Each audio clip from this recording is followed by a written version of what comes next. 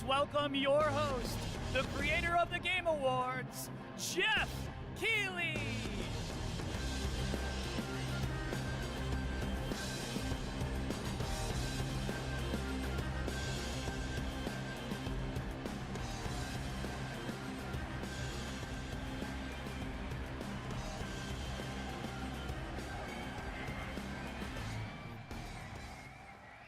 Guten Abend, Gamescom!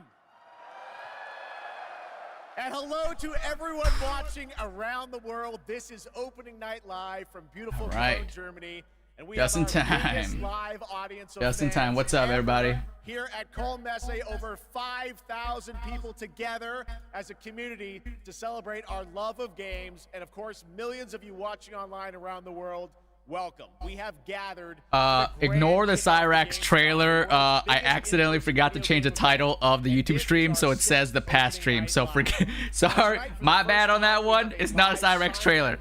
I apologize. That's my beat. I accidentally just clicked start stream and I forgot to change the title and thumbnail. My bad. Now, while the game industry certainly has faced challenges That's on me. this year, That's on me. I know that O&L will get you excited about what's to come later this year and in 2025 and beyond. Now, over the next 2 hours, you're going to see world premieres from studios big and small, including, yes, some new game announcements you're not expecting and some surprises, so get ready. So if you guys don't know, this is the Gamescom. This is where they're gonna reveal a bunch of games, and hopefully we get some cool game reveals today. I mean, maybe there's a Mortal Kombat reveal. I doubt it, but there's gonna be a lot of cool stuff. So sit back and enjoy the stream. What's up, Todd? How's it going, Cooper?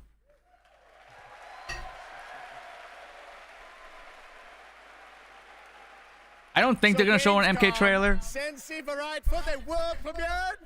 But if they do, we're here for it. Tried it. All right, here's our first world premiere, a brand new game announcement. This one hasn't leaked, and it's exclusive right here at O&L. Okay, all right. Brand new game, not actual gameplay. 2K Games presents NBA in space. Gearbox. And predictions. What do we think this game is?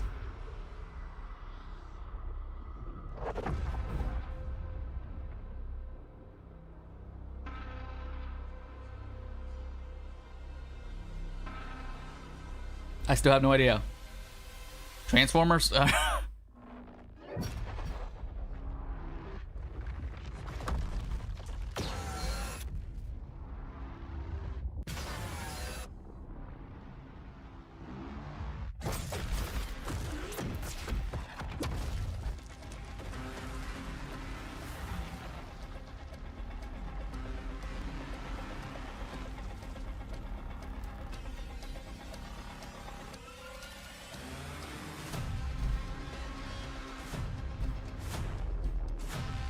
Oh shoot, a new Borderlands game. Borderlands 4. Dang, they're on the 4th Borderlands? I'll be honest, chat, never played any of the Borderlands games. And I heard the Borderlands movie that just came out sucked. There you go. All right, that's right. Borderlands 4 is coming in 2025. Next up, October 25th marks the release of Call of Duty Black Ops 6. To debut an extended look at the campaign gameplay, please welcome John Zuck and Catherine Anderson from John Zuck? Is he related to Mark Zuck? OMG, the Borderlands movie tie-in game? Oh, Lord. Black Ops returns with an epic... So we're on Borderlands 4, Black Ops 6. Yo, Mortal Kombat 1. It features an all-new Technically it's 12, but whatever. New multiplayer maps with the return of Gilbert, how are you doing? I'm doing great. Shout out to all the YouTube viewers and Twitch viewers. Hope you guys are doing fantastic. Checking out Gamescom together, so sit back and react with me. And Warzone gameplay at the Call of Duty Next event on August 20th. Dude, I had some errands I had to run this morning, so like I got home, I took a shower, and I clicked stream right when the Gamescom started. So we're here. Omni movement system for your Please, a Wolverine trailer. Oh, that would be sick. We're here. I don't think I think it's a little too early for Wolverine trailer, unfortunately. But if it shows it,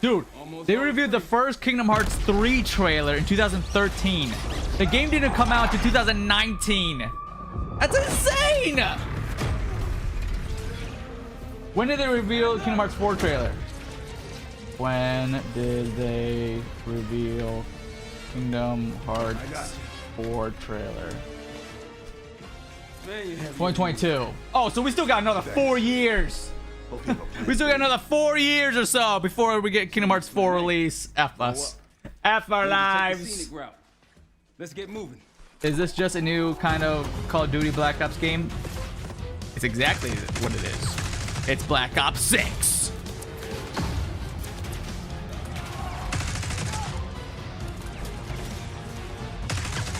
Cage, Injustice 3 or Batman Arkham 4?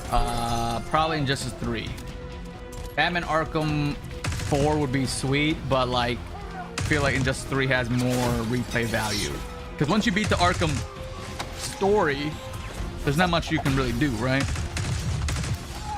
I know this COD is also on the same engine as Modern Warfare 2 2022. Dude, why aren't we using like Unreal Engine like 18 right now, right? Ooh, throwing knife. Whoa, hold up. What is this? Wanted Weapons of Fate? You can move the knife? What are you, Diego from Umbrella Academy? Also, I just finished watching Umbrella Academy season 4, the final season. Holy, that might have been the worst season of TV I've ever watched. I can't believe that the show started so good. Season 1 was amazing. Season 2 was good. Season 3 was eh. And season 4 was atrocious. There were so many plot holes and continuity and things that they just forgot about. I'm not gonna spoil it, but holy, it was garbage.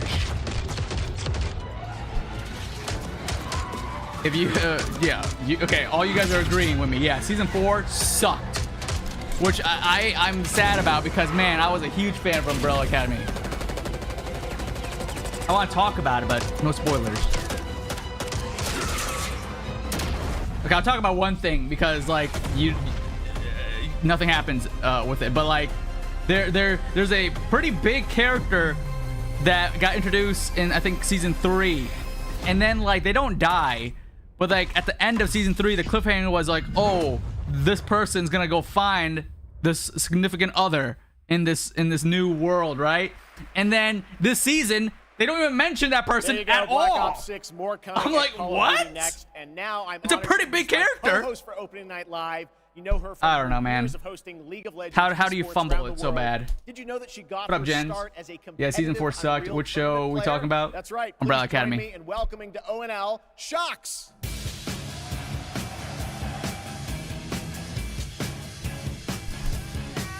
Not gonna lie, the campaign for Black Ops 6 Thank is you for epic. the warm welcome, Unreal Tournament. That is quite the throwback, but I am so We're not expecting excited any to be here MK. tonight, I wouldn't think so. No, I'm not expecting any many of the MK. games on Opening Night Live and highlighting events happening during this Gamescom week in Cologne. Gamescom really is the best week for games worldwide every year, and I am so stoked to be back here with you all celebrating it. Now, it is my pleasure to share a message from Gamescom to you, our gaming community. Dear future me, I hope I'm going to Canada this weekend, competing in the big Lorcana, Disney Lorcana card game tournament. Wish me luck. I've been trying to prepare these past couple days. I'm going for that golden Mickey card, baby. What are you hyped about in this Gamescom? Well, I'm excited to see more Batman. They said that Batman's gonna be shown, so I would like to see some more of that. Yeah, what game I'm looking forward to seeing? From the list that Jeff tweeted out. Is here and we are ready to play. Batman is definitely one of them. Let's take a look at this fun trailer. What trailer? What trailer we showing?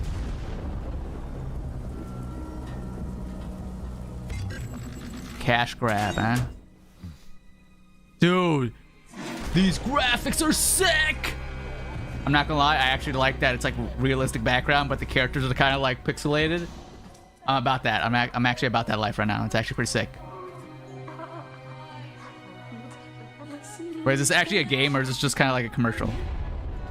What the heck? It's Starlight in season 4 of The Boys. Hey, you. You're finally awake. trying to cross the border.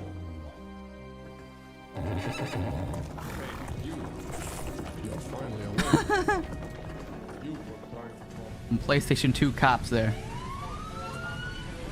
Uh-oh, wait, well, hold up. That was like GTA, right? That was GTA 5 stars. That's a little bit scary.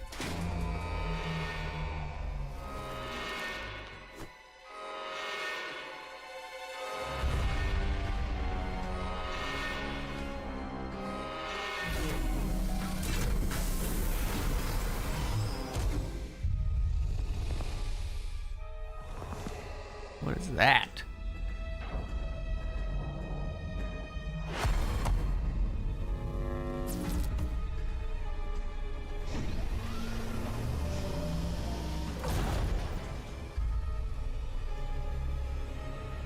Like, is that the GOAT? The greatest of all time? Is that? Oh no! It's a trap! They've escaped! Oh god. That's terrifying.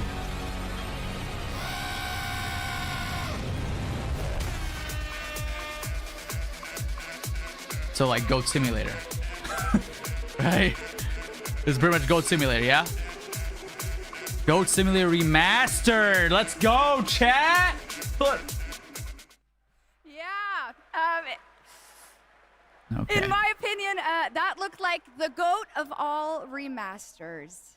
Don't know about that. Give us Shallow Monks Remastered. Well, that's the GOAT.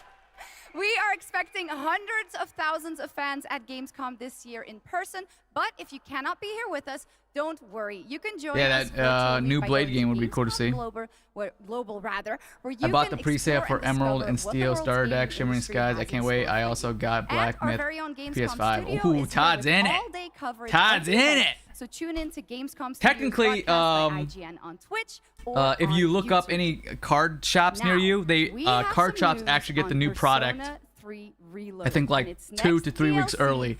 So if you episode want to get your Starter Decks now, you Answer. can actually pick them Coming up on at September card 10th. shops. It's time Card to shops get the reveal exclusives. A surprising boss fight coming to the game. Tomorrow and all the days after it will be March 31st. All right. It's like Tartarus. Not a game for me. This game is not for me. There is a strong connection between All right, so this is all what of Jeff you Keighley and tweeted what's out happening. saying what Let's games are just going to be open it. shown Then we'll know. at Gamescom. Something's Call of wrong. Duty Black Ops 6. All right, check. Monster Hunter Wild. Indiana Jones and the Great Circle. Little Nightmares 3. Dragon Ball Sparking Zero. Batman Arkham Shadow, which is the VR game. Diablo. Persona 3. Dune Awakening. Marvel Rivals. Excited to see some Marvel Rivals. Mecha Little Break. Joker fun The there. first All right. Berserker. Next Squid up, Game. we have another new game announcement Okay. for you right here, exclusively at Gamescom Opening Night Live. All right, what game is Jeff gonna reveal now? Okay, in-game footage. The tracks lead this way. Call of Duty 80.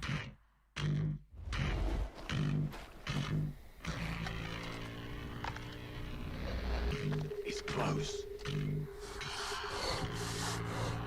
Stay here. Stand Is this like Predator or something? Even though we just got a Predator game not too long ago.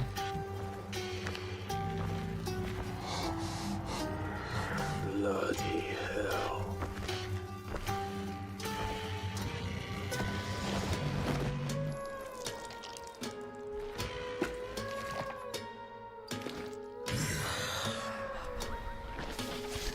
What game is this?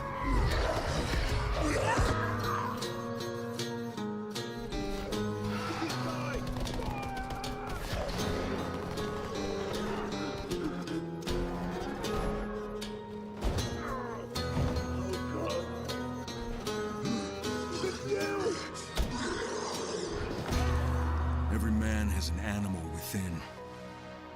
If you push too much, you might unleash the beast. You might unleash the beast. Parkour.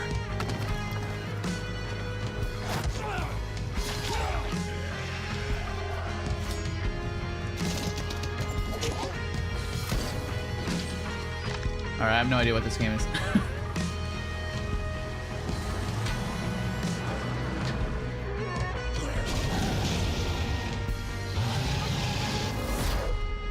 Dying Light, the Beast. Not for me. Not for me.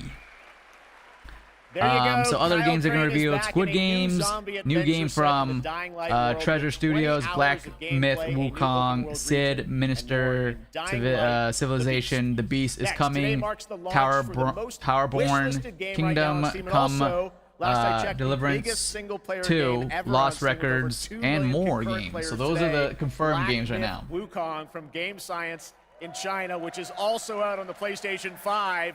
And right now, we've got the reveal of the launch trailer for you.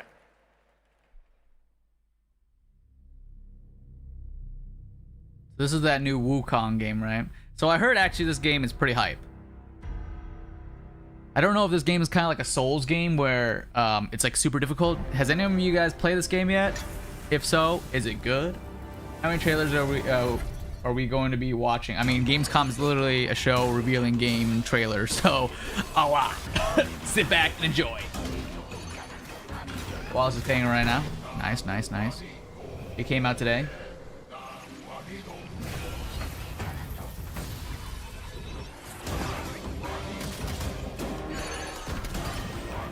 I mean, it looks cool. I could possibly be into this, but if it's like a Souls-like difficulty game, I might have to skip it.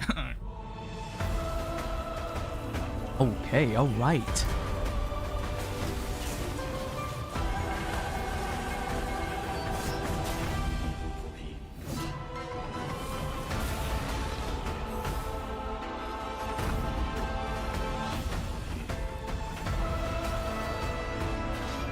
It has no difficulty choice.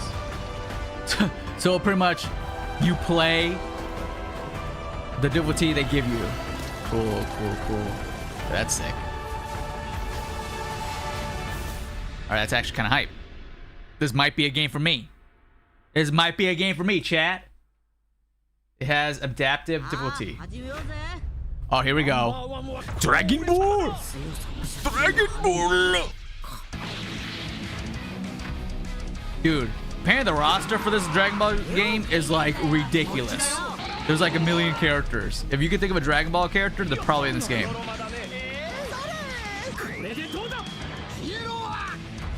I wish I was more into Dragon Ball, but I only watched like Dragon Ball Z when I was younger. I got a VHS tape with the Ginyu Force on it, and like that's pretty much all I watched. And I watched a couple of episodes on what is it, Toonami? But yeah, I'm not like super into Dragon Ball, but like I know of it and I think it's cool. My favorite character, shouts to Krillin. Dragon Ball Sparking Zero! Pre-order now and get like 50 different Goku skins. Welcome back to Gamescom Opening Night Live here in beautiful Wargok. Who's ready to roll? It's around 130 characters. That is like the biggest roster of characters ever. But to be fair, there's probably like 7 Gokus, right?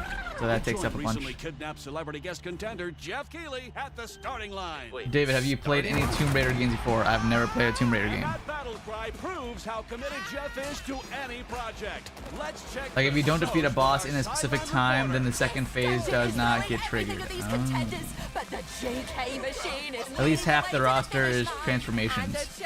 So that's how they get you. That's how they get you. It's like, hey, we have 130 characters, but 50 of them are Vegeta variants. Another 50 is Goku variants. I'm glad Mortal Kombat doesn't do that. We got one character slot for Liu Kang, second slot for Revenant Liu Kang, third for Zombie Liu Kang, fourth for Fire God. Oh man, that would be something. Here's Goku, but in red. That's Super Saiyan 7. It's like a nightmare in dungeon form. 4-player co-op. Yo, dream predictions, not even predictions, dream request. If they reveal that Rumbleverse comes back, 24-hour stream, 24-hour Rumbleverse stream. Give me back Rumbleverse. Why did you take it away from us? It was too good of a game. They could have just left it up and have bots, and I would have still been fun. I'm except for Indiana Jones game. I'm a huge fan of the Wolfenstein games. Nice. King of Meat. Welcome back to Opening Night Live for real this time, and that was the announcement of King of Meat, an online co-op spectacle for 1 to 4 players from Glowmade in Guildford, England, and Amazon Games for console and PC. I want more couch co-op. They don't do it anymore. kingofmeat.com for future playtests. Now, one of the things I absolutely love about making these shows is that we get to introduce you to brand new games and teams like this one. To reveal their first game from their new studio, FuzzyBot, please welcome Tatania Dislova and Max Spielberg. Max Spielberg, a.k.a. Steven Spielberg's brother. Hello. Max. Guys, welcome to O&L. I'm very excited to share this game with the world. Can you tell us a little bit about your studio, first of all? Yeah, well, first off, it's totally surreal to be here right now. We started the studio back in 2020, and the majority of us had come from the AAA side of the industry. And at the time, we were just thrilled to have our own game, our own IP, and we could never expect being on this stage tonight. I just want to see more of the Warhammer game. It looks so good. Reminds me of Gears a bit. Yo, can we get some more Gears footage? Romaverse, in my opinion, was almost as good as Prime Fortnite. Very unique and Amen to that. Amen. Bring together very Romaverse still, to this day, is probably one of my favorite Battle Royale games. Skill, dedication, and true love for the game that we're able You to and Caboose should play a way out. way beyond Caboose where we too thought busy. we'd be. Well, I got to play this a few months Every ago. time I try to play with him, he says, "See you later." Tell us a bit about your game, Linked. Yeah, so our debut game is called Linked, Banner of the Spark. It's a co-op action hack and slash. We said Fortnite. No one did. I said I haven't played a game in a fortnight. This cozy yet highly kinetic action game for players to brawl, build, and befriend More like a crew of adorable Kabizzy. robots. In it, it's the year 3000, and you're going to take on the role as one of the Alright, last remaining humans. You know on how to leave the planet stream, Earth. right? Allying with a friendly bot faction, you're going to aim to take down the combat army hell-bent on organic destruction. Players can play alone. Gage, what or with Gears friends game did in you this play? vibrant world Oh of man, robots. did I play all of them? Or a simpler Gears way that I 1, like to Gears describe it 2, sometimes Gears is 3, you Gears go out Judgment, and fight the unfortunately. evil robots and then Gears collect their body 4. parts to build I a believe I played sustainable Gears town of 5, but I your can't remember. dreams while saving the cute ones. We are Gears, incredibly proud to finally reveal One the Remastered, delightful or whatever world it's of called. Linked Banner of the Spark. But my favorite Gears, I think the Gears that I spent the most time playing it as we have building playing was Gears 2 and Gears 3. Those were the two games that I like poured my heart and soul, every waking energy. I would play Gears 2 and 3. Like Gears 3, I was on that grind, dude. I was on that Gears grind. I remember my house had no internet, and I was trying to get like my dailies or like trying to grind because I only can play the game. My parents only let me play video games on the weekend, right? So of course, the internet went out of my house on the weekend, so luckily my cousin lives like 5 minutes down the road, so we packed up my Xbox and I went over to my cousin's house to play Gears.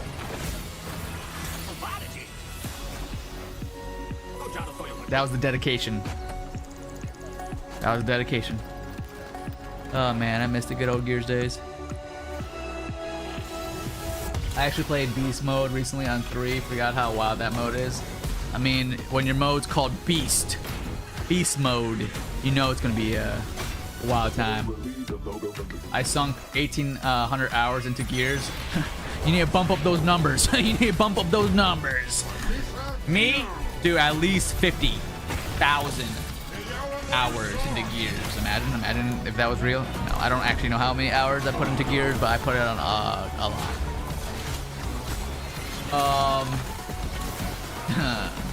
In Black Ops 6 we trust. For me, in my opinion, I think they should have called it MK12, a new timeline, and still have it taking place and still have the same story as MK1. I mean, I can agree with the name. All agree on this fact. I absolutely hate that it's called MK1. Video game better. Now, one of the things that I love about Gamescom is that it is a safe place for our diverse gaming family. And there is an amazing platform What up, called who's at Gamescom? Yeah, he's at Gamescom right now. He got invited. Environmental responsibility projects that we care deeply about. Thanks to all of our partners who help to make this happen. You can learn more by scanning the QR code below. And now, the first look at the gameplay of Lost Records, Bloom and Rage, a narrative adventure from the creative minds behind Life is Strange. Show Ultimate Alliance Remastered, dude. That'd be sick. I keep forgetting that we actually got Ultimate Alliance 3, but I don't like the art style they went with. They went with like more cartoon. I like the Ultimate Alliance 1 and 2 art style. 3 was a little bit too much.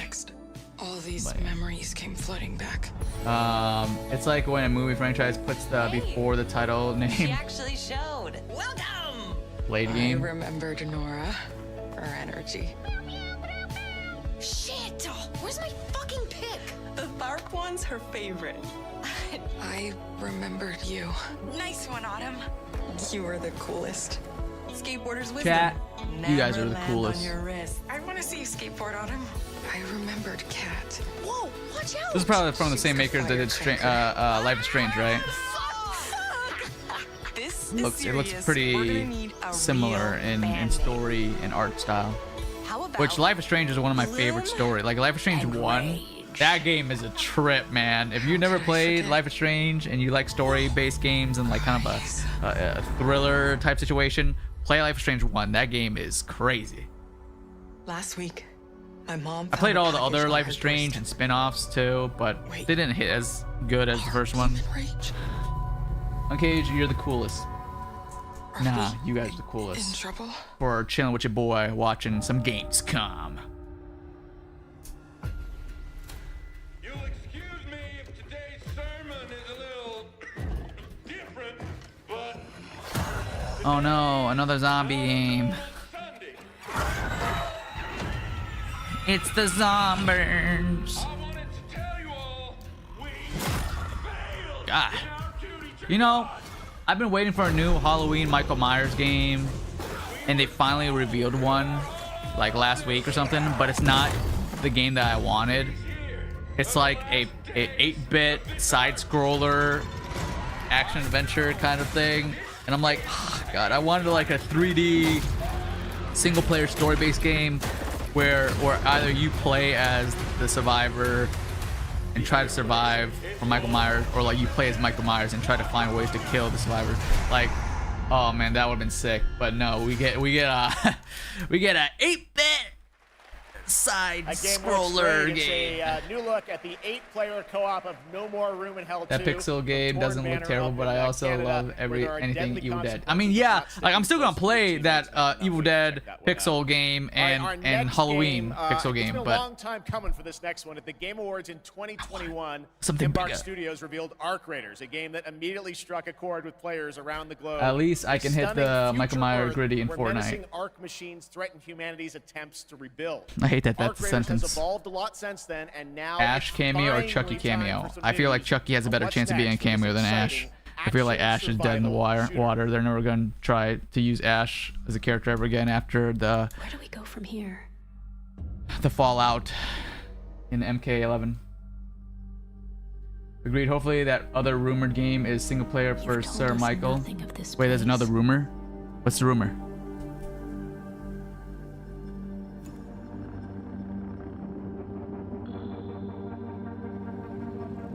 Look at us now. That's a big spider. Raiders. Aren't there 2 Halloween games coming? Playing with fire. I only know of the one. I didn't know if there was another one. If there is 2 and there's another one coming that's like a AAA kind of story game, I'm down for it. What game is this? Arc Raiders of the Lost Ark. Yeah, I'm good. I'm gonna pass on that game. Not for me. I can't wait to see the trailer for Last of Us Part 3. I think this is it. This is Last of Us Part 3, right guys?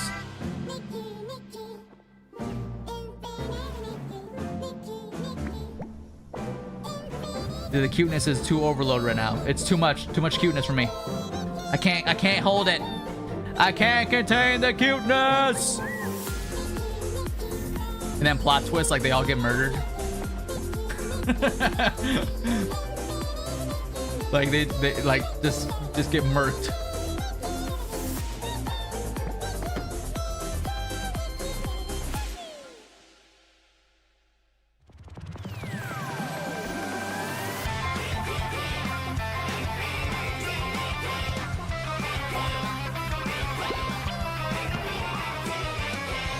Yo, is it me or are those chickens like looking really high?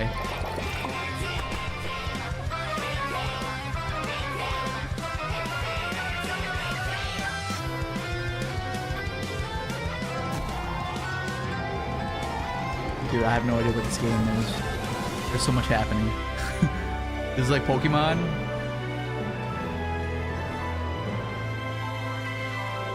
Pokemon, Final Fantasy mixture.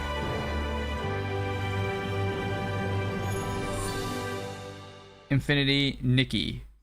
Guys, we're gonna be an Infinity Nikki streamer. Oh, Warhammer. Who wanted Warhammer? Never played any Warhammer.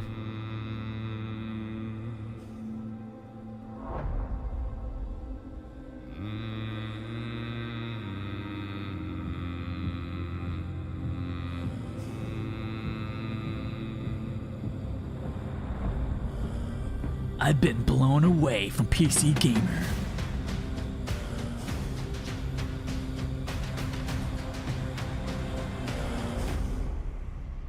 Warhammer 40,000 Space Marine. Play 4 days early. September 9th, 2024. Oh, actually, that comes out pretty soon.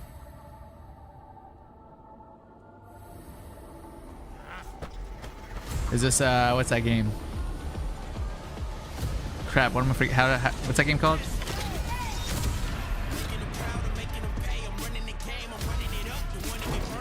Oh, maybe I'm thinking of a different game. Never mind. Okay, I have no idea what this game is. Crap, I forgot what that game is called.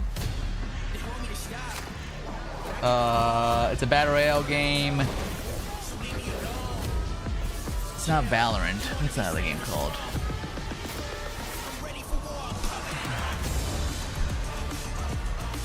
Dang, that's gonna kill me. I don't know.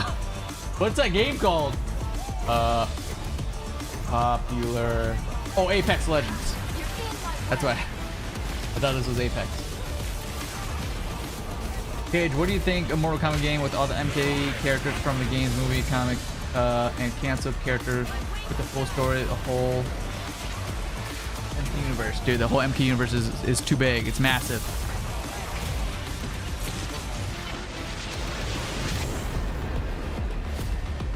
Predecessor. All right, who's playing Predecessor, chat? Who's playing this game? What you saw right there was Predecessor, a MOBA shooter built by an indie team from the ashes of Epic Games' Paradigm. Listen, if we're talking MOBA games, 1.0 free-to-play release. I think the biggest mobile game, MOBA game that I got into was Pokemon Unite. Release. And tonight, yes, we do have news on the early access date. Check this out. I've been gone for the past 2 minutes. What games did I miss? You missed a million games. Can't remember. Are you clear of mind and nothing, no game that they revealed yet that I'm like, oh, I'm interested in streaming or playing. I think Wukong is the only one that looks cool. And I think that game just came out today, so. Sacrifice everything to become the savior. I will. Do you have the strength to sweep aside this world and build it anew? Yo, if they announce like a Lorcana game, buddy, I'll lose my freaking mind. Also, because then people can play the game online and I actually have to buy the cards. I'm more of a physical card game player than an online digital, but like, still, having a digital client would be great for the game.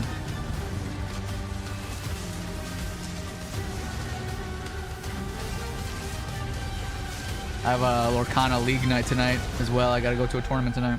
Now, are you hopefully ready I have time to make it. Your destiny.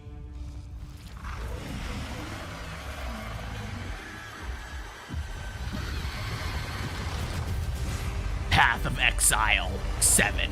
Return of Quasimodo. Yes. I am November ready. 15th, 2024. Early access. Well, that looks absolutely great. Can't wait for that one. And now, Gamescom is known for the cosplay. The vision and dedication cosplayers put into their craft is an inspiration to us all. And to see these amazing cosplayers, you can tune in to the Gamescom Cosplay Awards on Saturday, August 24th at 5 p.m. And if you're into indie games, who isn't, you can watch the best indies of Gamescom in our Gamescom Awesome Indie Show tomorrow at 8 p.m. on Twitch and YouTube.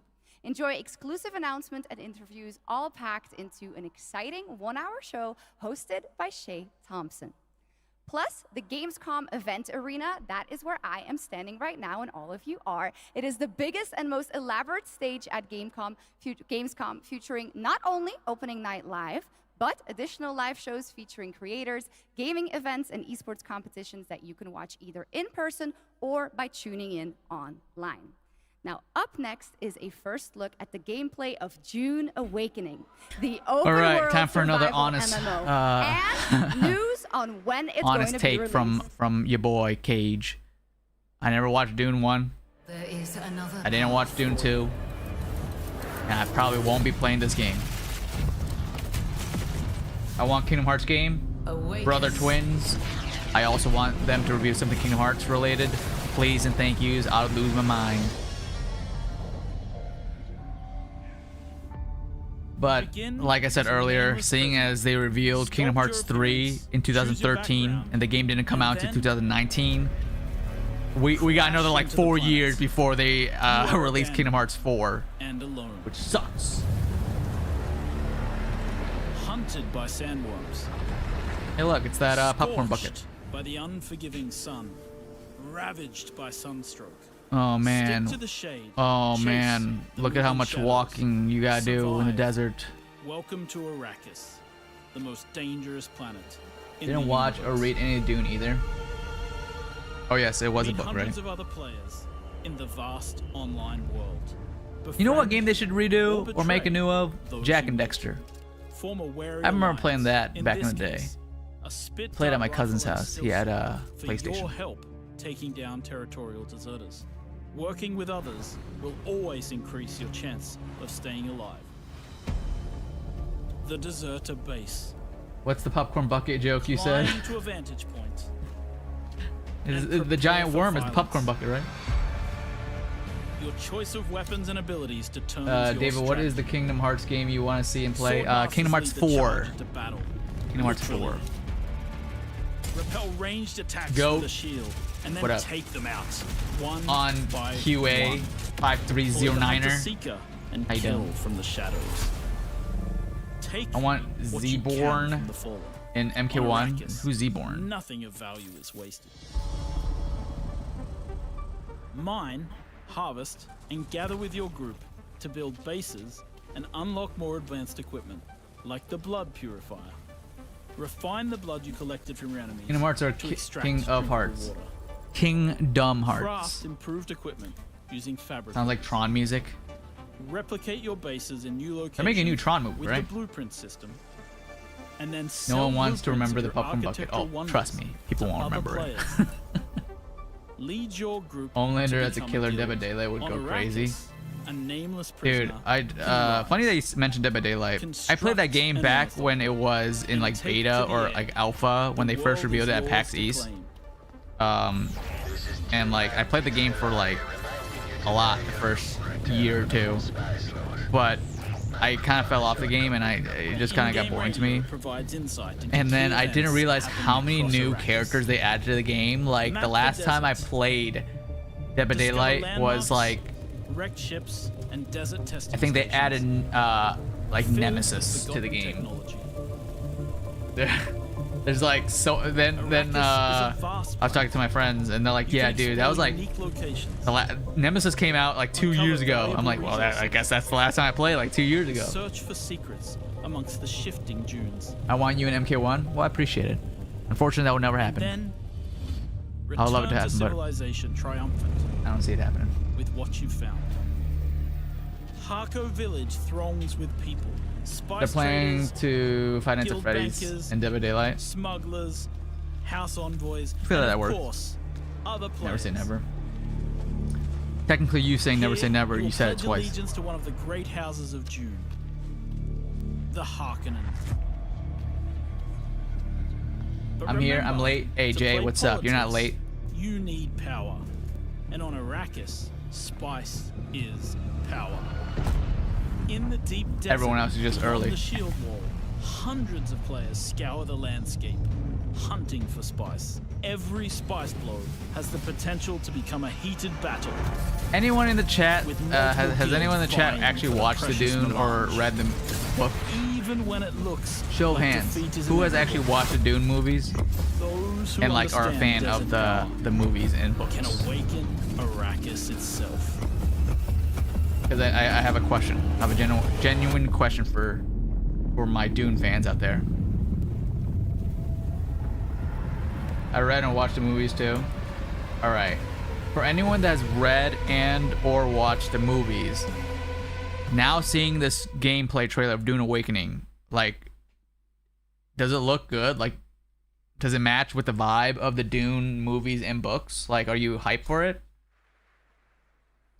Well, you can't have a Dune game without the sandworms, and the sandworm summoning crap. begins when Dune Awakening drops on PC Good to know, early good to know. 2025. What's It's Dune? not that long. And now, here is a Sand reveal dunes. of a new game from Tarsier Studios, the creators of Little Nightmares 1 and 2. If they're the creator of Little Nightmares 1 and 2, I wonder what this game's gonna be. How about Little Nightmares 3? Absolutely has nothing to do with it. Ah. Love to hear it. Love to hear it. I never played Little Nightmares 1 or 2. Is this game scary? It kind of like low-key looks kind of kid-friendly. Or kid-ish. Kind of like a Tim Burton's feel. But it also has a little bit of uneasiness to it. Is it actually scary?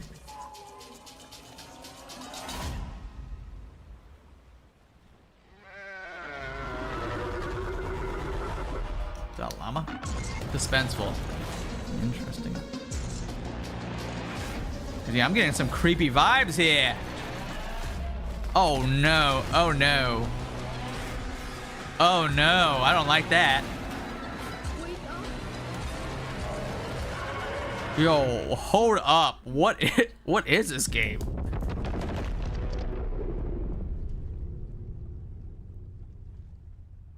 Wait, so that's not Little Nightmares? I thought that was Little Nightmares 3. Guess not. That was Reanimal, the next big entry in the cozy game genre. Now, would Did you you see like the to gameplay for discover the Beetlejuice? I secret did not. contents of Gamescom and receive cool rewards? Well, meet Epi. You think the NetherRealm would robot ever on our make a website Marvel type RPG Injustice game? Gamescom Epics. Prove your nerd know-how, solve tricky puzzles, possible. win prizes, gather trading cards, digital trading cards, and jump Heard from trading level cards. to level until the final boss spawns. Scan the QR code below and the adventure can begin. Now, in its 4th year as an evolving open-world adventure, today Genshin Impact is unveiling more about Paige, the is there any sixth game nation that of you hope to be Nutland, announced in which will be Gamescom? released on August 28th. Shalamonk's Also Remaster, have some news Injustice about when 3, the game will be coming Kingdom Hearts to 4, Marvel Ultimate Alliance 4, Marvel Nemesis 2, Rumbleverse, Awakenings, Jack and Dexter. There's so many games. Update, Cage. I got 300 saved. I'll keep you posted as it is, sir. Sounds good, man. Sounds good. Just keep on saving it, and once you have it, just let me know. OMG, yes, Rumbleverse. Give me Rumbleverse. Give me Rumbleverse back. Those were some of the best times, best streams I've had. Rumbleverse, man. Power bombing someone off an Eiffel Tower just hits different. Dude, we need to make a petition. I know there's silly petitions all the time, but like, Rumbleverse fans unite. NetherRealm needs to buy Rumbleverse and just make Rumbleverse like Mortal Kombat edition. For the Lord of the Night. I mean, you technically already can play as a character that looks like Jax, so why not? Let's see Injustice 3 be announced. The 2 games was really fun to play. I used to watch you during the Just 2 wishlist roster days. You to GOAT, but I'm out of here. See you later. All right, see you later. Thanks for stopping by the stream. See you next time. I want Last of Us 3, says Brother Twins. I never played 1 or 2. I mean, I started 1, but I never beat it. Also, Cage, I got a game you can play with your mods or friends that have a PC. Unfortunately, I don't have friends. I have family. Here at Gamescom, Capcom has an incredible booth. But now, to tell us more and show us more, please welcome to the Gamescom ONL stage, Ryozo Tujimoto from Capcom. Ryozo-san. Oh, snap. Capcom representative, Monster Hunter Wilds. I never really got into the Monster Hunter games too, as well, so probably not gonna play this one. I started watching since the announcement of MKX. Nice, dude. That's been a long time. Thanks for sticking around with me. Glad I didn't. glad you didn't get sick of me. What happened to the Wonder Woman game they announced a while ago? Never heard of it again. That's what I'm saying. Sometimes they just announce games and like they don't release it for like several years. We're not gonna get that Wonder Woman game for a minute, man. Probably like 3 years. There was like, let's whip up a CGI trailer and just show it off, and that's it. But we have nothing. We have no gameplay. We have no story. Before we debut the trailer, I just want to express how excited I am. I completely forgot about the Wonder Woman game. Yeah, you and a lot of other people. Hands-on demos starting at Gamescom. Now, I feel like it should be a rule that if you release a trailer for your game, the game has to come out 2 years max. Some of these reveals, they reveal the trailer and then like 8 years come by and then they release. I'm like, dude, what? Magic fan come back with a 27-month resubber. S get it. Appreciate you. Appreciate you.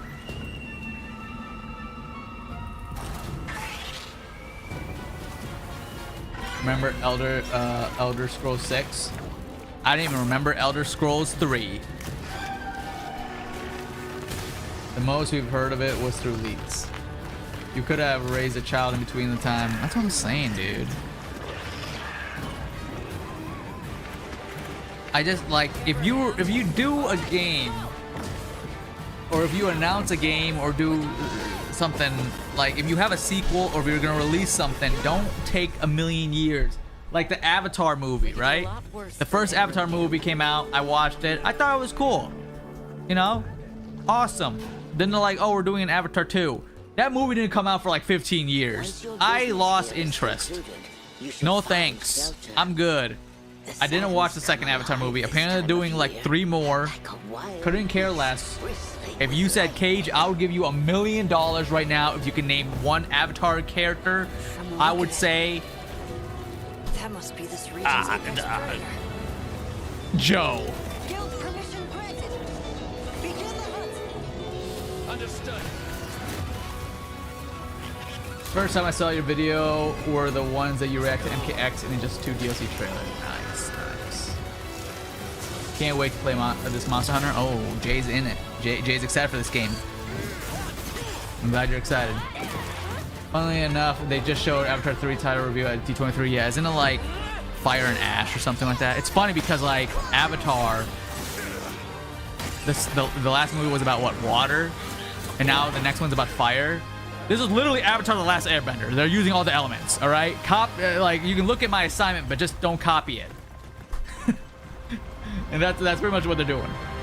Monster Hunter Wilds.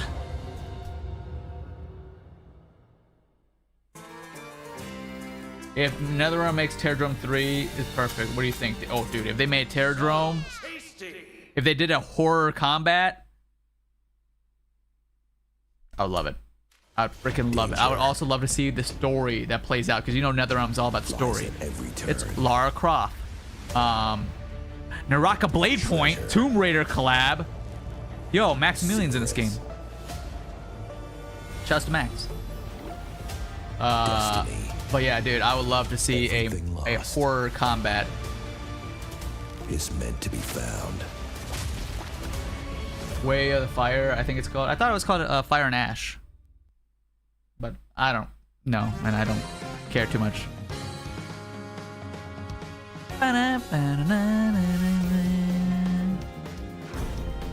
The true queen of fighters. Want a little taste of shit on you with fire? Sure.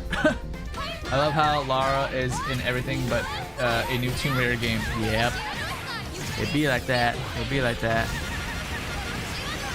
It is called Fire and Ash. Okay. I'm not crazy.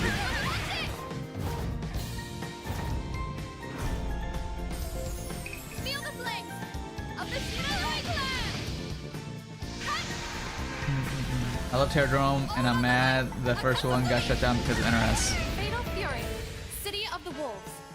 Is that true? I don't think the first one got shut down because of NRS.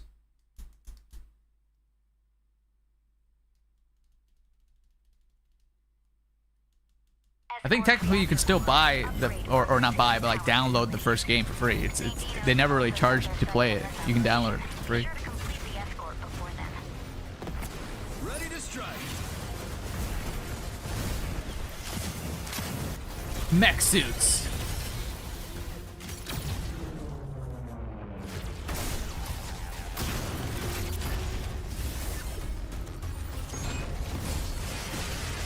Is this Gundams? I have a very, very small history with Gundams. Like, just, I remember having a Gundam toy or watched a little bit of Gundams when I was like really, really small, but I can't remember a single thing. I just thought it was really cool because they were giant robots.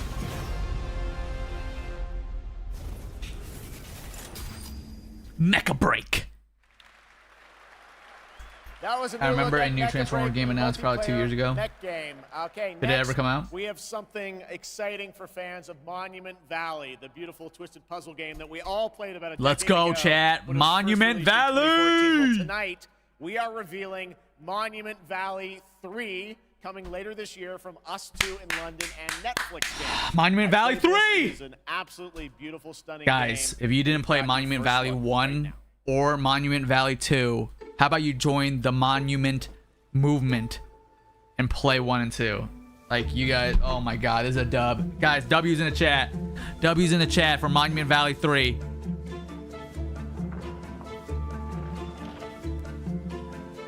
Dude, my brain's already hurting from this game. The puzzles are insane. Oh yeah. Oh yeah. Let's go. Unreal Engine 17. Uh-huh. Uh-huh. Romantics. Dude, look at the, wow, the colors. I love it. The Pascal colors. Oh, a little Dark Realm there, Shadow Realm. Okay. Oh my god, it's a fish. Oh my, it's a fish. That was the Great Fish. All right, you had exclusively on Netflix games. Wait, hold up, what?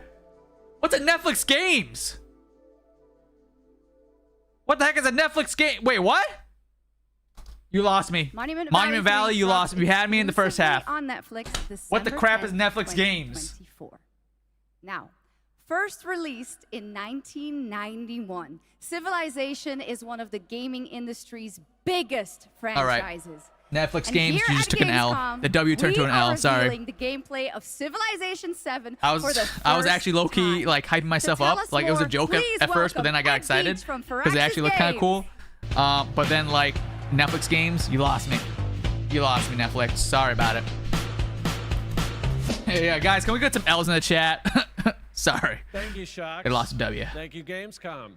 It's hard to believe that it's been almost 8 years since Firaxis released our last Civilization game. So we're incredibly honored to be here tonight at Gamescom. You didn't know Netflix had games? Talking Nope. about Civilization I use Netflix 7. to watch my Civ shows. 7.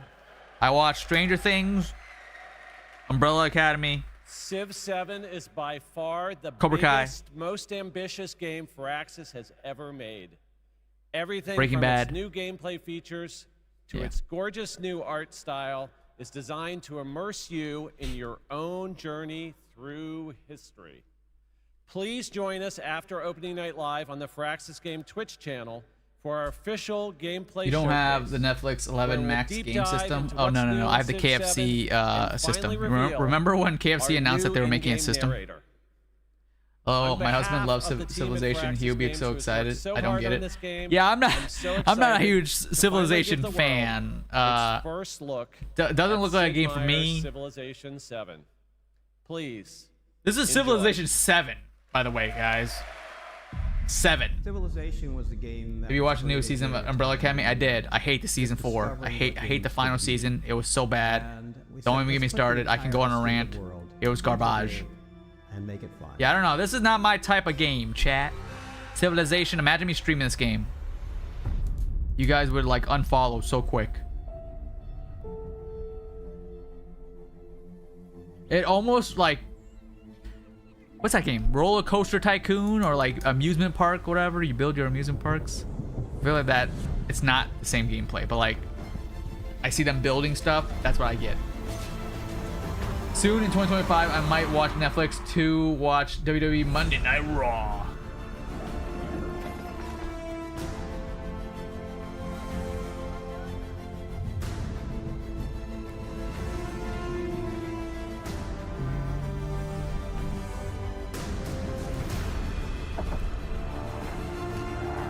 You know what else was garbage? Deadpool Wolverine. You take that back. You take that back. Deadpool Wolverine was amazing. In my top 5 Marvel movies of all time. I think you watched the wrong movie. I think Jay went to watch a wrong theater and he just... Nope. I don't buy it. I don't buy it. Imagine if Activision and Marvel came back and made Marvel Alliance. I love it. Top 5, psh, top 3. I need to reevaluate my list, but it's definitely for sure in top 5. It might be top 3, but I need to go. First reached for the stars. Yeah, I think Jay went in to watch Deadpool Wolverine, but he accidentally went to Borderlands. That makes sense. That makes sense, Jay. I forgive you. Is out there, and more importantly, dude, I heard that movie's so bad. And I heard that like that movie lost so much money because it cost like 120 million to make, and they only made like 10 million back. That's awful. That's so bad. Movie was so bad, I watched it twice.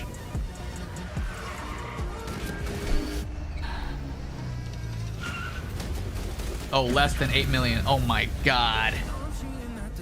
Oh my. Okay, to be fair though, like the casting for that movie was already a big question mark. Like I like Kevin Hart, but I could tell you Kevin Hart was not I don't know Borderlands like that, but apparently Kevin Hart's character that he got casted for was supposed to be like this big tough dude.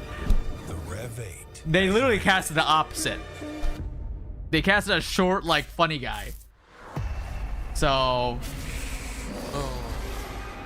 yeah, not great. What's the Rotten Tomato scores for that movie?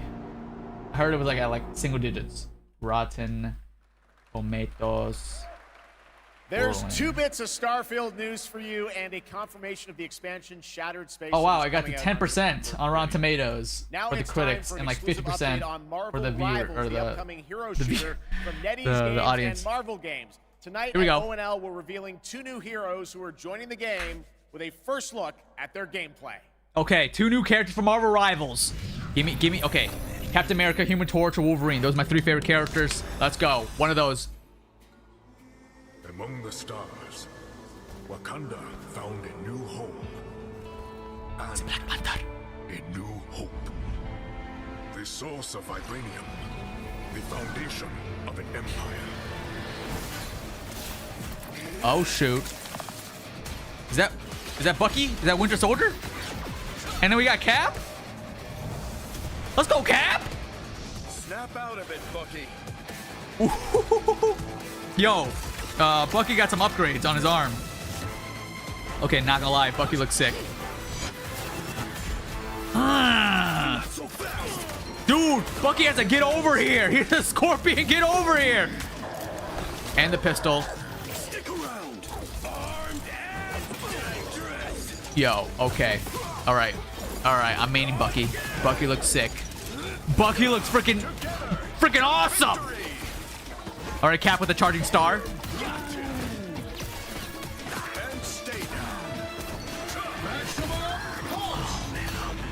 Oh, the reflect.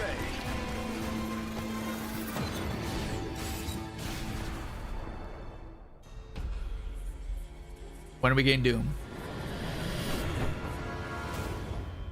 Hydra? Is that like Mega Hydra? What is that symbol?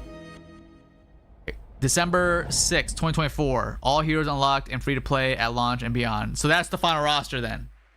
That's the final launching roster? Well, I'm sure everyone who played the beta wanted to know Marvel Rivals will launch on December 6th. Okay, so the game comes out this year. Now, Sick. Gamescom Kind of always unfortunate. tries to We're not help getting the Human Torch, environment. but you know what? It's fine. 100% Captain America looks awesome, but Bucky Barnes, Winter Soldier looks fire. Emissions. Exhibitors participate in the game. December 6th can't come here soon enough. Now give me Rumbleverse. Reusing their booth builds or avoiding single-use material. And yes, fans are planting more and more trees in the Gamescom forest. The forest has been growing since 2020 thanks to all of your engagement. Bucky, you can take Cap. Of course, All right, fine. You can have in Bucky. the Gamescom forest today. But that Bucky, And with that, we'll take turns. We'll switch between each character. Because that Bucky was This sick. award celebrates an organization in the global game industry committed to sustainability and the environment. I'm just going to try to edit this video and upload really quick while watching the stream. Lisa Buck with Playing for the Planet.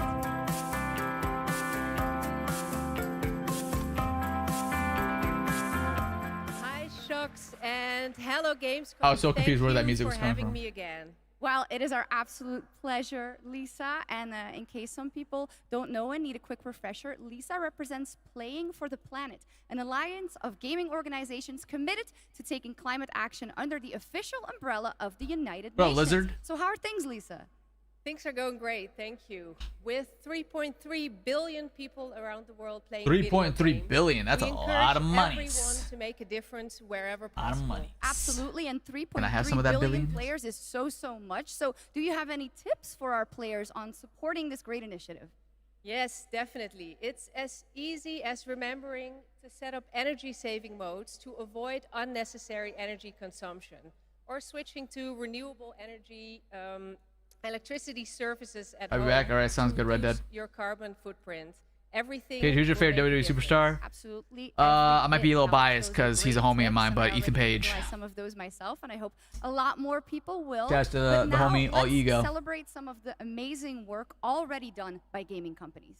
Yes, that would be happy to do that. Anyone can set ambitious decarbonization targets, but delivering on that goal and turning it into emission reductions demands a clear and actionable plan as well as collaboration.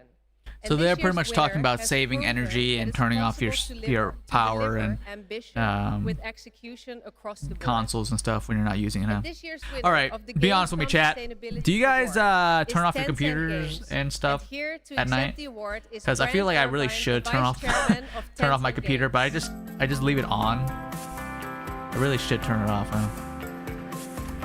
Yeah. Did you see they're making 2 new Dexter shows? I did. I don't know how I feel about that because like the spin-off. You don't turn it off? Yeah, I don't turn it off. Games encompasses a lot of things, you know, everything from in-house Yeah, studios like Timmy, yeah. global I know. I studios should like probably turn it off. Sharp Mob, to our global publishing arm, Level Infinite. I just keep What forgetting. they all share is a commitment to operating our business in a sustainable way. But we are committed yeah, to I saw that they're carbon making neutrality 2 by new Dexter 2030, shows. One's a and really prequel, wanna and then thank one's a all of our sequel. studios, all of our partners, But like, most of all our spoiler players alert, who support they is made a essential spin-off to helping of us Dexter, drive our or a sequel, efforts to and then our efforts to have they positive ended change it in the industry. horribly. Thanks again, and back to the game. So how are they gonna do another? Congratulations, Tencent and Brent Irvin.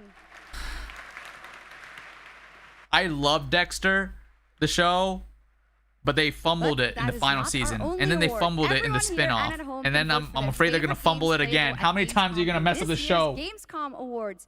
You can visit Gamescom now to help decide the winners. Voting will only be open until Thursday, August 22nd at 2 p.m., and the awards will then be celebrated this Friday at 2 p.m. at Gamescom Studio. Back to you, Jeff. Thank you, Shocks. You're doing a great job tonight. All right, we got something really special for you. Please welcome Deadpool director, creator of Love, Death, and Robots, and the co-founder of Blur Studio, Tim Miller. Yo. I heard Deadpool and I got so excited. Give us a new Deadpool game. Blur Studio has been making cinematics for over 30 years now. That means classics like Quake, Star Wars, Warhammer, Call of Duty, and dozens more. And we do this because we fucking love video games. Well, I don't know if you're allowed to say that. I don't know if you're allowed to say that. And every time a trailer comes Remember the guy that online, says F the Oscars? we see hundreds and hundreds of comments from the fans, like, why don't we see a movie like this? Or why can't we have a series like this? And we could not agree more, which is why we are so excited to share this series with you. 15 original episodes created in collaboration with Amazon Studios and the publishers and developers of some of the world's greatest games. I'm talking new titles, existing games, indies, and classics. So we've been working on this show for 3 years. I get a little upset. He said the F word. I like this guy. Sorry. I cry a lot. Don't cry, because if you cry, I cry. 2 bits of Starfield news for you and a confirmation of the expansion Shattered Space. Oh wow, I got the 10% on Rotten Tomatoes for the critics and like 50% for the viewer or the. We've been working on it for 3 years. I'm very audience because I'm so excited. Here we go. And it's finally time. So please enjoy the audience. the world premiere teaser of Secret Level. Don't cry. Don't cry. Considering he made Terminator Dark Fate, I'm good. Thanks. It is our love letter to games. And you can watch the series on Amazon You can Prime watch the Video new series of December Terminator. 10th. Not too far now. So enjoy. Thank you. I'm actually kind of interested now. You got me. You got me. The audience. Here we go.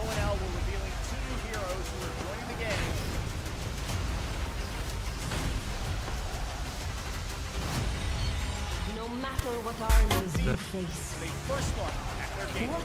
Okay, 2 new characters from our or what creatures you unleash. And a new hope. To write your own legend. Hydra? Kind of unfortunate. We're not. Exhibitors participate in the game. December 6th can't come here soon enough. Now give me Rumbleverse. Reusing their footprint or reusing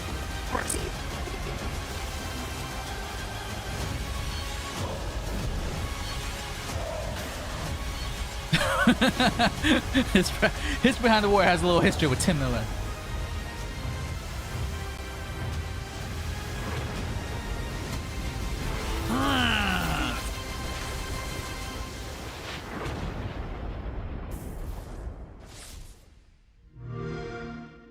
I wish this video was a little bit longer, but this reaction to the Marvel Rivals trailer it's only like 2 minutes long, so it's a very short video, but we're uploading it. Tower is the only sanctuary we have left. Together, we can give our people the hope we need. All right, the stream might lag for the next like 1 minute, so forgive me, because I'm rendering a video.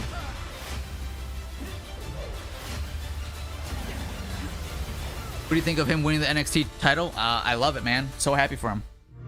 He was in AEW for how long and didn't win a single championship? He was in WWE for like less than a month and won the championship. Like, come on.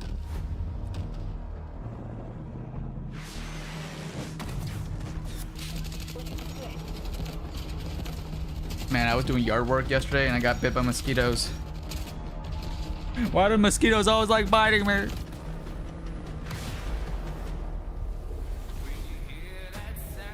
Team Jade?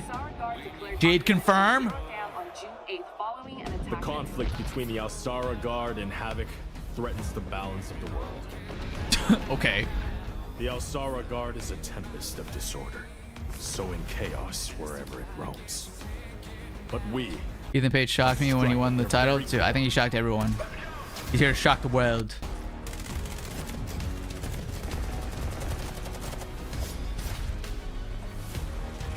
I wish it was Jade confirmed. Havoc has cutting-edge technology, but is built on exploitation and suffering. United, we will plunge into the chaos to find a spark of peace.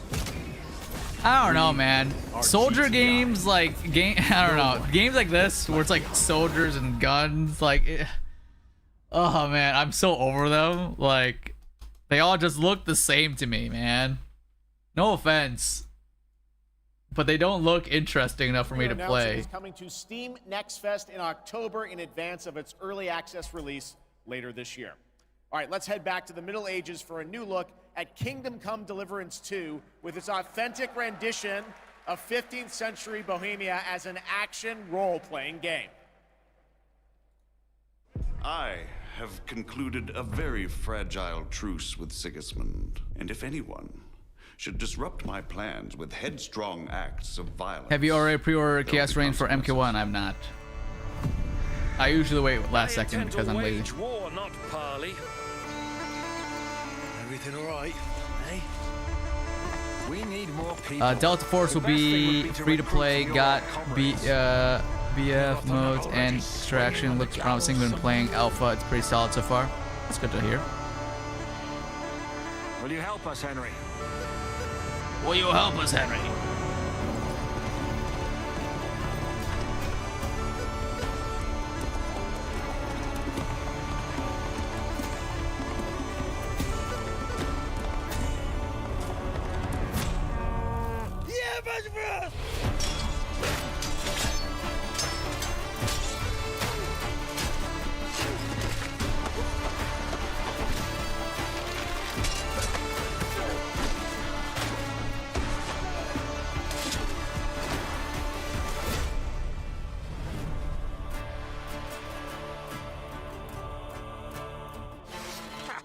I like that boy already.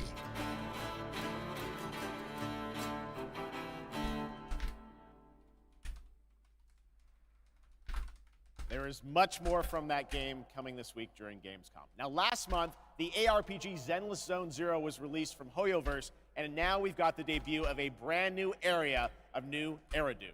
Check it out.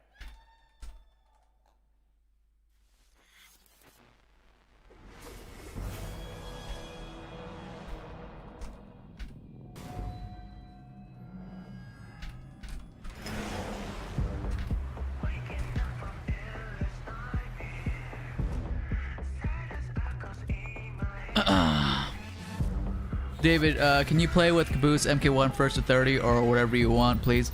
Sorry, Caboose is busy. He says see you later to me all the time.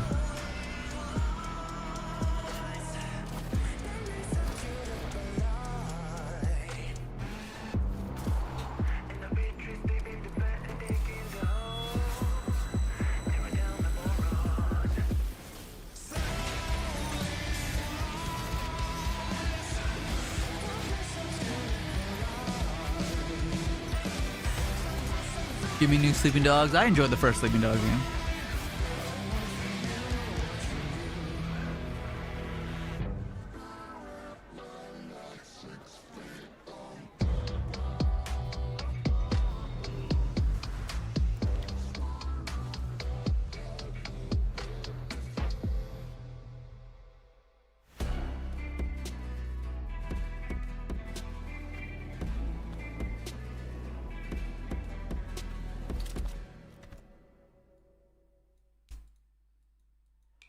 Who came had tan skin and wielded 2 swords, one black and one white. Wow, They slashed so directly at the general's head. Almost equal to General Fei Xiao. General Fei Xiao? I know her well. You do? I know all her deeds on the battlefield by heart, such as when General Fei Xiao fought her way in and out of enemy ranks 7 times. With a single strike, she knocked down 100 enemies. 1,000. No, 10,000. You're exaggerating. My mom told me about this. This is what my online friends found at the scene. Look. In the form of a Do you believe GTA 6 will come out next year as predicted? I don't know, man. I feel like they're gonna delay it. Are you my master? That's complete nonsense. Nonsense? I feel like that game's getting delayed, if I'm being honest. Little girl, do you know how to get to the seat of divine foresight?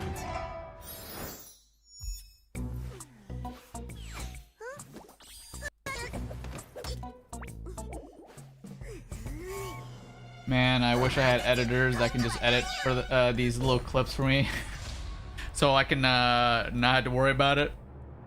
But right now I'm a one-man operation.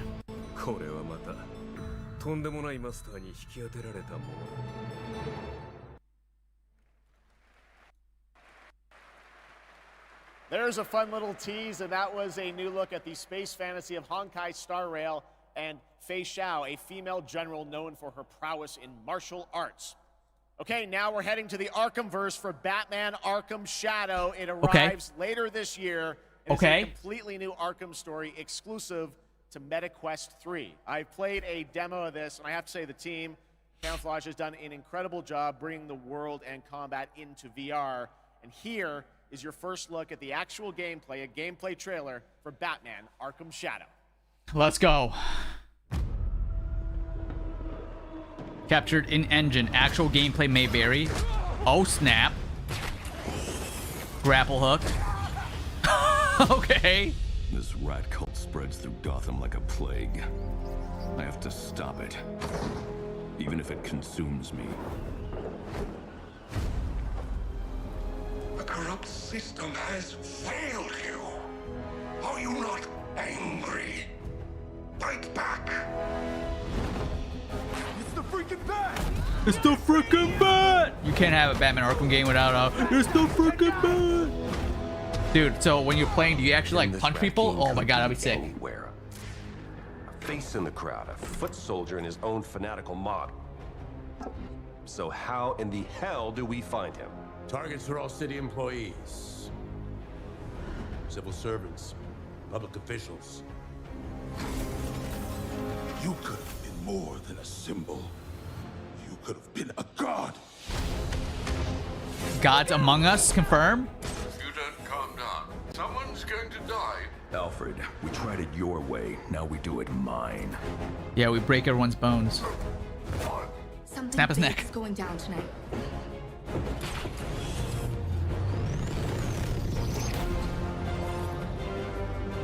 We repress our rage. The gel exploding gun. It feeds the shadow deep inside us. You're everything that's wrong with Gotham. I'm done holding back.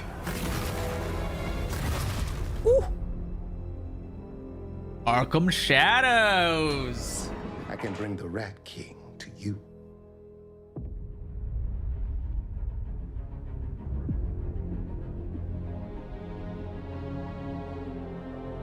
Yo. Sign me up. Sign me up to be the freaking bat.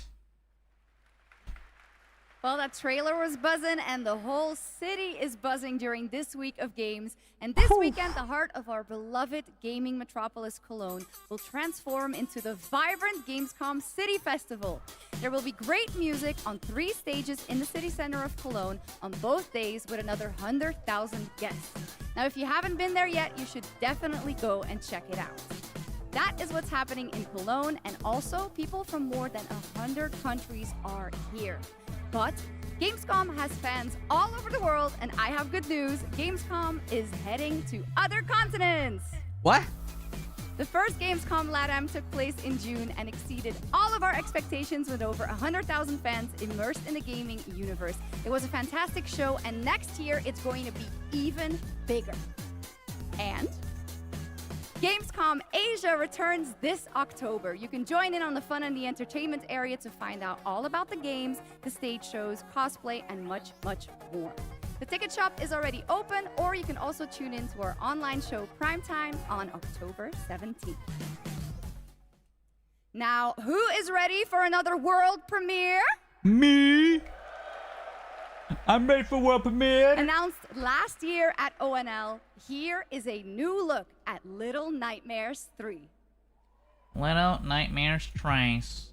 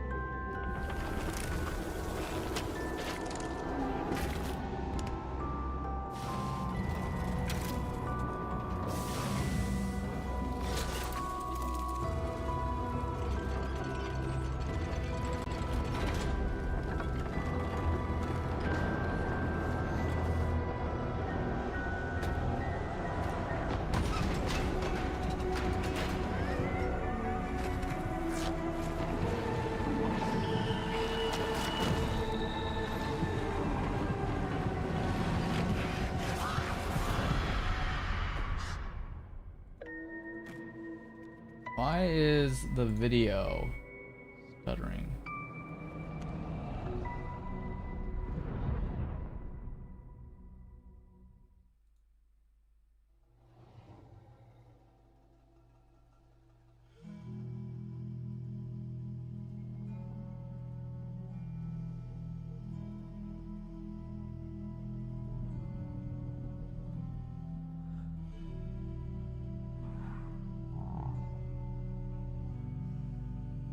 Alright, see you later, Shy Guy.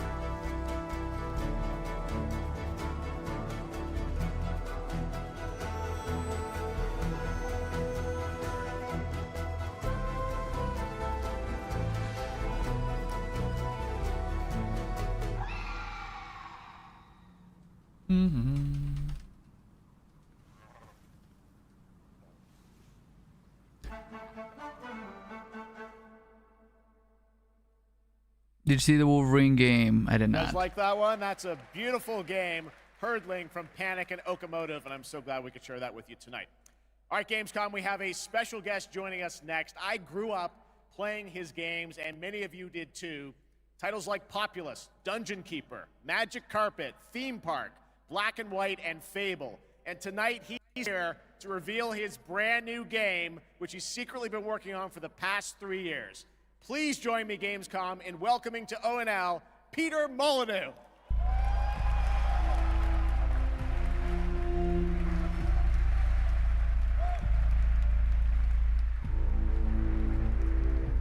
Wow. He's back. What an incredible honor it is to be here on the stage with Jeff. Yes, Peter. He's an amazing guy. This is so fun. So a couple months ago, you and I had lunch in London. I was like, what are you working on? You're like, well, I've actually been working on a game for a number of years. You've kept very quiet about it. Yep. You really wanted to let the game speak for itself. But tell us about Masters of Albion. Right, so after messing around on mobile, what the hell was I doing? I thought to myself, I need to come home. I need to come home to PC and console. So I've looked at Dungeon Keeper. I've taken some things that I've wanted to explore further with Dungeon Keeper. I've done the same with Black and White. I've taken things from Black and White. I've done the same with Fable. And this is what I'm showing tonight. And to your credit, you've self-funded this project yourself. You put together a team of a lot of veterans from those games. Yeah, I mean, I think my first realization is I needed to bring the old team back together again. So I'm working with people like Mark Healy and Russell Shaw. It was taking forever to load. That helped on and created Black and White, Dungeon Keeper, and Fable. Anyway, let's have a look at Masters of Albion. All right, here's the world premiere, Masters of Albion, from Peter Molyneux. This is Masters of Albion. We're a team of 20 people dedicated to making something new, unique, and different. Here we are in the familiar, vast world of Albion, packed with stories, quests, treasures, and monsters.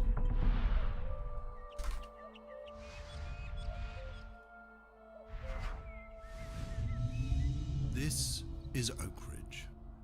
By day, you're tasked with building the town up, gaining resources, and earning money.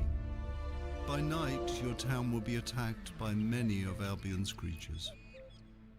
You can design anything: the food that people eat, the clothes they wear, the weapons they use, the armor they fight with. There is a strategy behind every creation. I can even feed them rats. My town's working hard to make that food. I can help out, or not. I can also design, customize, and create all buildings.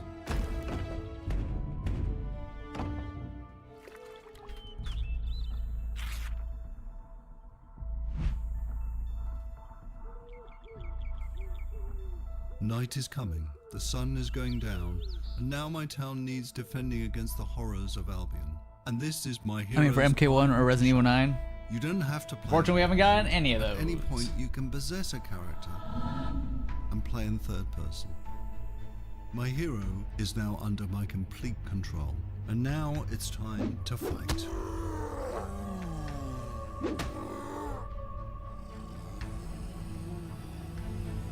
My hero's getting overwhelmed. Let's switch back to God mode and unleash some real power.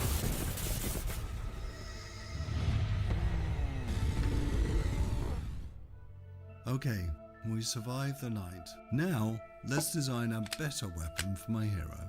You can be as silly as you want, but bread swords just won't cut it. So chat, who's playing this game? This is just a glimpse. Ooh, who's joining me in playing this game, huh? An open world god game full of combat, choices, mystery, and story. It's available to wishlist on Steam now. Management offers a reminder. We're all here to have fun. Oh, this is the Squid Games game. Player has been eliminated. New season of Squid Game is coming out end of this year, right? From what I remember.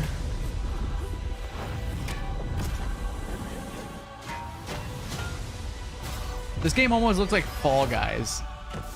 It's in that realm of like goofy, be the last one to get to the finish line type situation.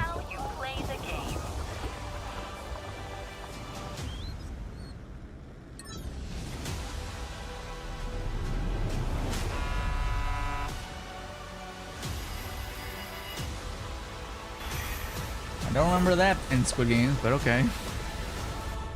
Was that a Terminator reference?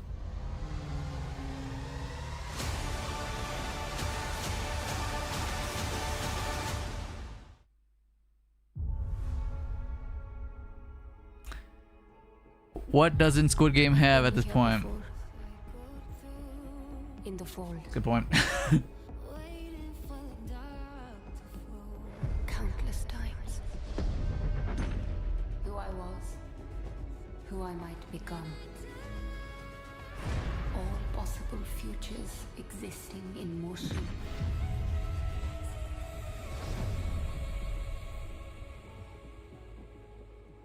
It is time to awaken.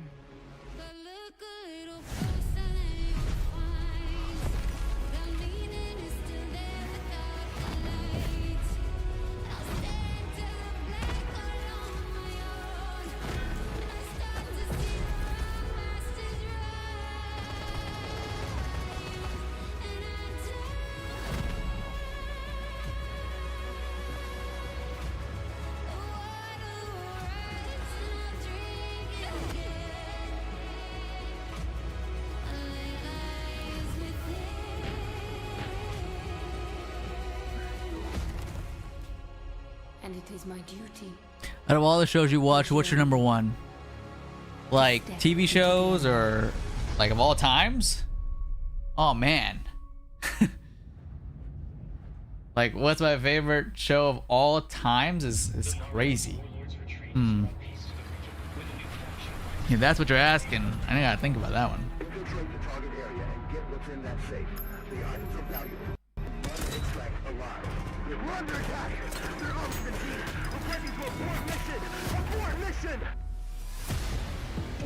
Current show or all time?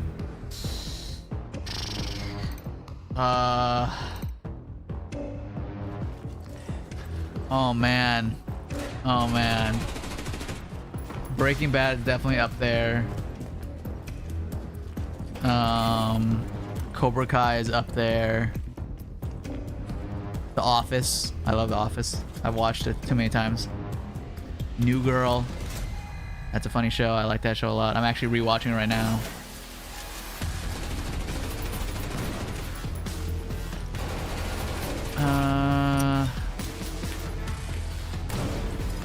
I highly recommend ER to anyone. What about you guys? Let me know. What's your guys' favorite show of all time? That's a tough question.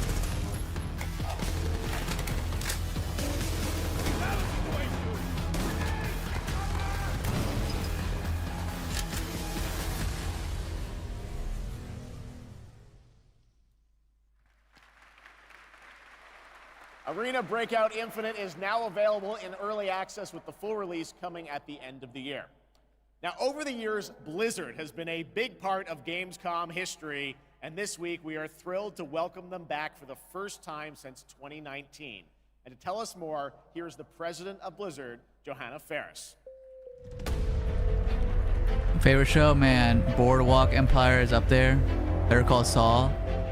You know, I watch Better Call Saul. I like Breaking Bad better. Hello, hello, hello. Hello, hello, hello. Blue Mountain State. Welcome to Gamescom.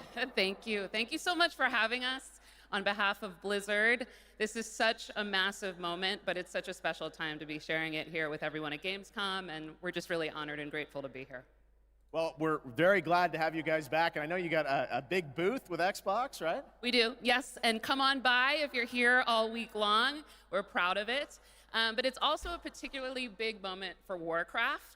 We have celebrations and anniversaries galore across Hearthstone, across Rumble, and of course, a very big milestone for World of Warcraft this year. Yes, speaking of World of Warcraft, The War Within, its global launch is coming up very soon this month, right? Yes, it is, and we're just days away from the global launch of The War Within. August 26th, it's go time for that, and in 2 days, we'll actually open up early access for players, so we're psyched about it. Come on in and join. And I just want to say it's masterful work from the team. The World Soul Saga. Honestly, Dexter's the only series I watch all seasons, but I did just catch up on The Boys. Some of the most ambitious we've ever I like The Boys, but I wouldn't say since Boys is WoW my initially favorite, released just 20 because years ago. of And we can't wait you to know, embark on it and share it certain with players. seasons aren't better than other seasons. It's very exciting that this I think month Cobra is Kai time for is a show that I but, watch I every know this season, is, you and like said, every so many season's just Warcraft great. Blizzard anniversaries, Warcraft Same with anniversaries. Breaking Bad. How can players be a part of this? Yeah, there's a ton of ways we're going to be able to celebrate, so we definitely hope that you join us. There will be in-game events that commence in October, so there will be more details on that, but players will be able to earn really cool in-game Don't get me wrong, I like The rewards, Boys a lot, but and we'll be finding some creative I don't know if ways it's my to celebrate the favorite history of show. Azeroth together. And also be on the lookout for our very first Warcraft Direct, where the team will share more in the coming months on all the things going on for the Warcraft universe.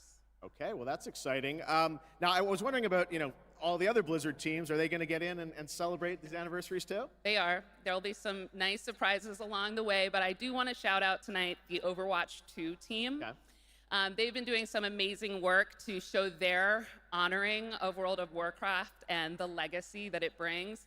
There'll be a new collab in September. We wanted to share I enjoy tonight with all House of you a sneak MD. peek of the very I love first Cobra Kai, but grew up watching the Star Trek series and love them. and she's embracing her allegiance for the Horde as Sylvanas Windrunner. Your favorite So show be is on the Cobra lookout Kai? for more Nice, details nice. from the Overwatch team on Cage, what's your current top 3 favorite MK characters? Johnny Cage, Kung Lao, Cyrax.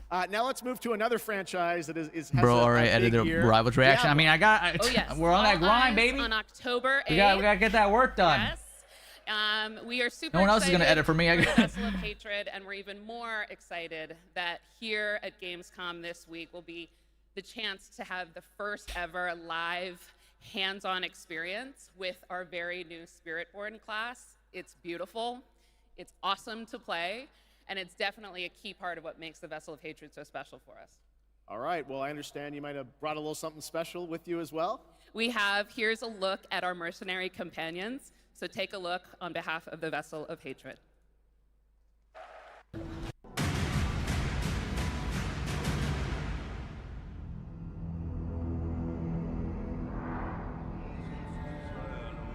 Suffering. Love. Desolation. Horror. King to you. This is the road we know in Sanctuary. I said I'll edit for $1. However, I need to see your portfolio, Jay, before I can give you anything to edit. bound by secrecy, ready to stand. And Also, you're a fight busy for man. those who seek I don't want us to put more on out. your plate. My shield is your protection. X-Files is in my top 3 too. There was Never a watched time X-Files. We fought the vilest of What character do you hate most in MK other than Noob? There's no other character to hate. Noob is number 1. with only our Hate's a strong word. So I only use on characters I really hate. Hence Noob Sci-Fi. return of hatred has pulled us back into the light. Your blood feeds my blade. And though we now wait, watching from the shadows. Never been to Germany before, so if they actually invited me out to Germany for Gamescom, I might have gone, but like that's a long flight for me, so I don't know. The fury that burns within us. Walking Dead was top 1 till Negan. I might agree with that actually. I loved Walking Dead. It was so good, and then it went downhill so fast. Yeah, that show. I don't even know how they're still making Walking Dead spin-offs and whatever. Like, dude, just let it die. Strength in numbers. Just let the show die already. I am your guardian. I am your redemption. I am your vengeance. I am your rage. We are the Pale Hand, and we are the reason you need never fight alone. It's the freaking bat! You can't have a Batman Arkham game without it's the freaking bat! Dude, cheer as predicted. There's a fun little tease, and that was a new. That looks great. Thanks for the sneak peek. Of course. Okay, and now it's we're my heading to the esteemed Arkham verse pleasure for to introduce Batman Brent Arkham Gibson, Shadow. game director Okay. of Diablo Later 4, this year. Vessel of Hatred. Hello, Gamescom. The team and I are so proud that Diablo 4 is the type of game that has something for all gamers. And in Vessel of Hatred, it's no exception. We are hard at work at adding new ways to play and new ways to grow in power. Like mercenaries. Ordinary people with extraordinary skills that you can hire to fight alongside you in your battle against hell. We're also adding Kuros Okay, now we're heading to the Arkham verse for Batman Arkham Shadow. It arrives later on the types of challenges you're going to see, as well as And this rewards weekend, you the may heart get. of our beloved gaming And we metropolis. also have the Dark Citadel. Shadow. Brand new co-op You have to be the freaking bat. PvE dungeon that challenges everything you know about combat in Diablo through a gauntlet of multiplayer puzzles and mechanics. We're talking about all of it right here at Gamescom. And so stay tuned if you want to see all the things that you're going to see in Vessel of Hatred launching October 8th. And I hope to see every single one of you on the floor all the way through. Oh the man, I show. looked away for the Thank you chat for very like a much. second. There's like a See you on bunch the of you floor. guys typing now. Thanks, Brent. All right, now we're heading to the hardcore action role-playing world of the first Berserker Khazan, set for 2025 release. Hey, have Intense I combat missed meets any good breathtaking reveals 3D or cell no? animation Just wondering. in There's a been a brutal couple world okay from ones. Nexon. Coming I have to a horrible PC and theory about console. that Let's show. witness the Maggie chaos gets with Negan that awaits. and they have a kid and they call it Glenn. I would literally never forgive that show. Got take, but I like Charm, the OG, not the new Jane. Oh, I got a hot take. I hate it so much that it might be a thing that happens. No, I believe it. I believe they'll do it.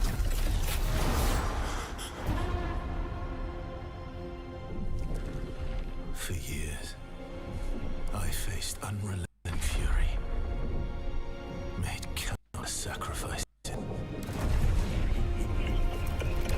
I got a new deck that I'm gonna try to play tonight at Lorcana League, but I'm missing like 2 cards, and it's not even hard. It's not like rare or it's actually a rare card. The rarity is rare, but like it goes from common, uncommon, rare, super rare, legendary. So it's in the middle of rarity, but like it's like a 50-cent card, but I only pulled 2 of them, and I need 4 in my deck, so I need 2 more.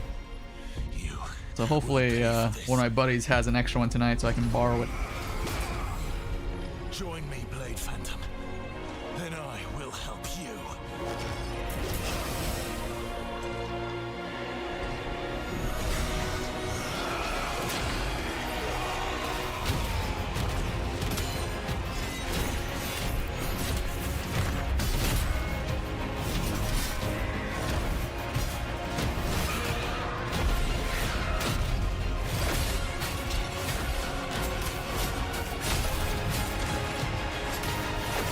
I think they lost 70% of their fan base when Glenn died. I'll agree with that actually. I might even say like 85%.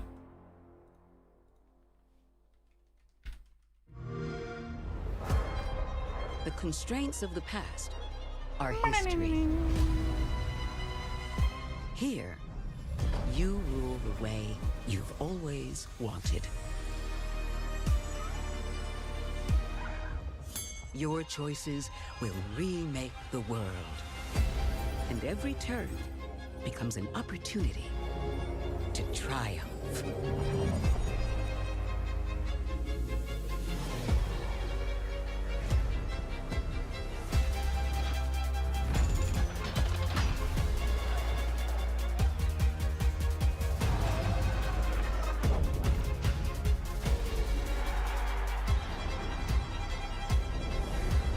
It's your world now.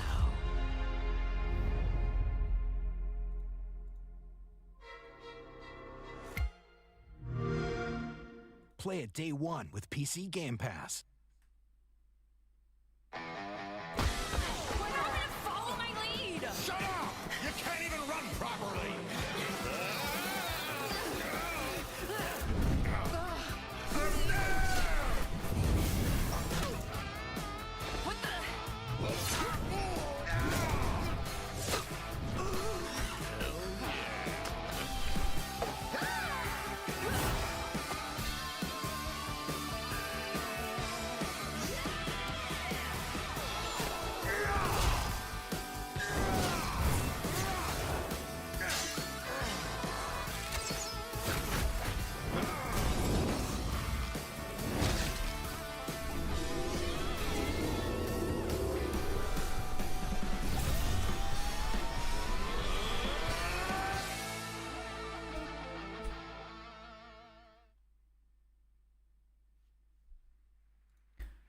I enjoy you actually Mobile streaming is your now little practice, by the way. I hope we get another one before your trip to Toronto. Now from NetEase I mean, Games, say this less. Next trailer is a new Say live less. simulation I'm game definitely where down to do players more can travel practice. among superpowered I worlds was gonna do it across off stream their anyways. island I only got a couple days left, and I'm probably gonna practice as much as I can leading up to it. So I'm down to stream that for sure. I just didn't want to bore you guys, but if you guys are interested, I'm literally say less. I'm down to stream my Lorcana practice session against myself.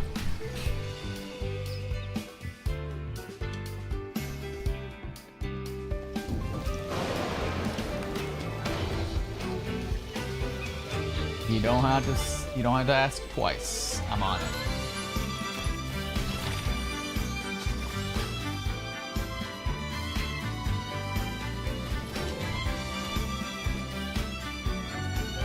I'm so glad that I got in so many of you guys into Lorcana. Like, that makes me really happy. I really hope one day we can work with Ravensburger, makers of Lorcana, officially. Like, every new set, they reveal, they give exclusive reveals of the new cards for the set to content creators to reveal on their channel. I hope one day we get a reveal for our channel, like an exclusive reveal, or I would love to like commentate.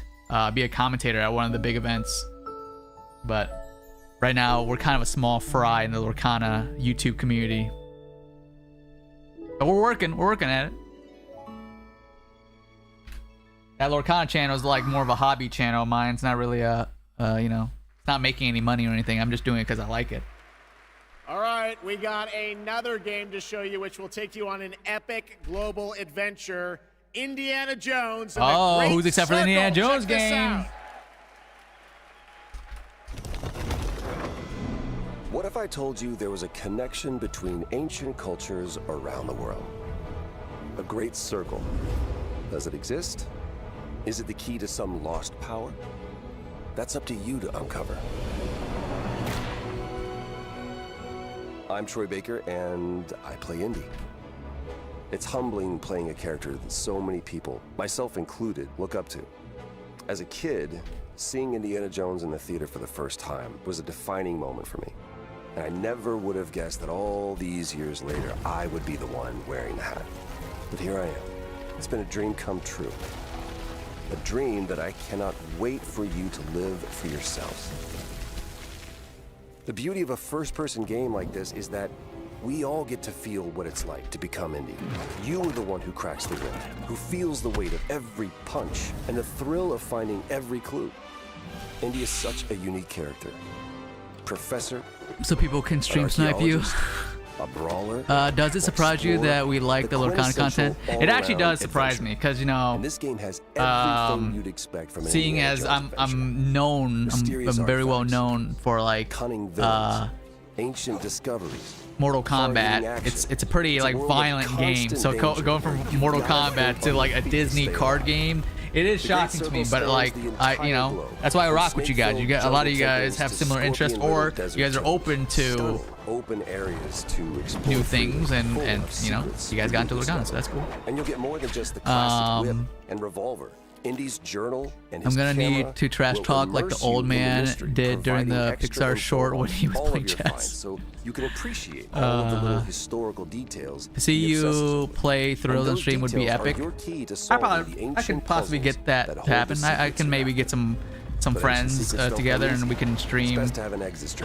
Like in a perfect world, I want to bring like a tripod or something and like stream my matches at Lorcana night. Like I'm going to Lorcana night tonight.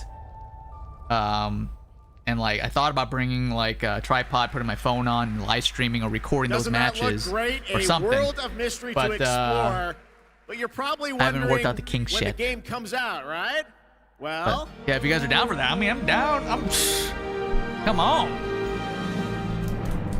What about that tool I got you? That tool that you got me is good for like vlogging, but like to capture like an overhead view, because that's the best view that you can see of the cards. It doesn't reach that high. I would need to have like an extender pole. One more thing. But I could technically have that sitting on like my side of the table, and it kind of like points for like my point of view, so you can kind of still see the table. But I think it would be cooler if you can see like the whole table. But beggars can't be choosers. Can't express how much your channel and videos mean to me. Been with you since MK11, and I'll be with you for years to come. Love you, Cage. Hey, thank you so much. One final game announcement for you. I don't know how to pronounce your name. WHAIORAHOC. Appreciate you. Is it the final game? It's a brotherhood. It's the Brotherhood. The Brotherhood of the Shadows. Treachery. And deceit do not exist among us. Guesses, chat. Guesses. What are we thinking this game is? I'm thinking yourself. I'm thinking your life. To this family.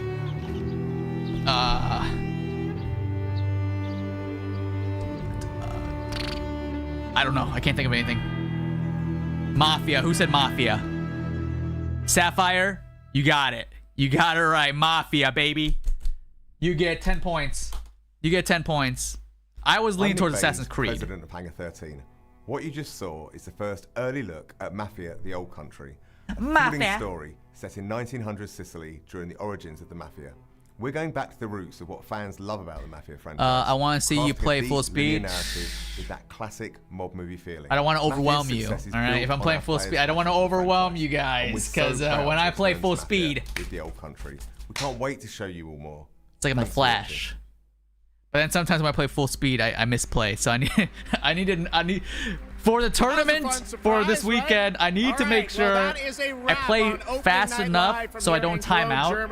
But I hope to see you again this don't want December to, 12th, when the Game Awards streams live misplay for our 10th anniversary show. It is going to be a very special night as we give you a sense of where games are going in the next decade. We don't want to say much now, but trust me, it's going to be a very special show. Man, did you just skip over me? What did I say? Shocks. Oh, Mafia. Did you do a great job? I literally skipped over Thank you so Dustin. much, Jeff. It was really great to be here. I hope everyone had an amazing time. And can I say something in German too? Let's do it. Don't want to show you up, but vielen Dank, ihr Lieben. Ich hoffe, It's like, can I say something in German? She starts cussing. Auf der Gamescom. She just says the most offensive things in German. Well done, German, as opposed to mine. I'm learning. All right. Thanks so much, Shocks. Thanks to everyone. Enjoy Gamescom. Have a great night.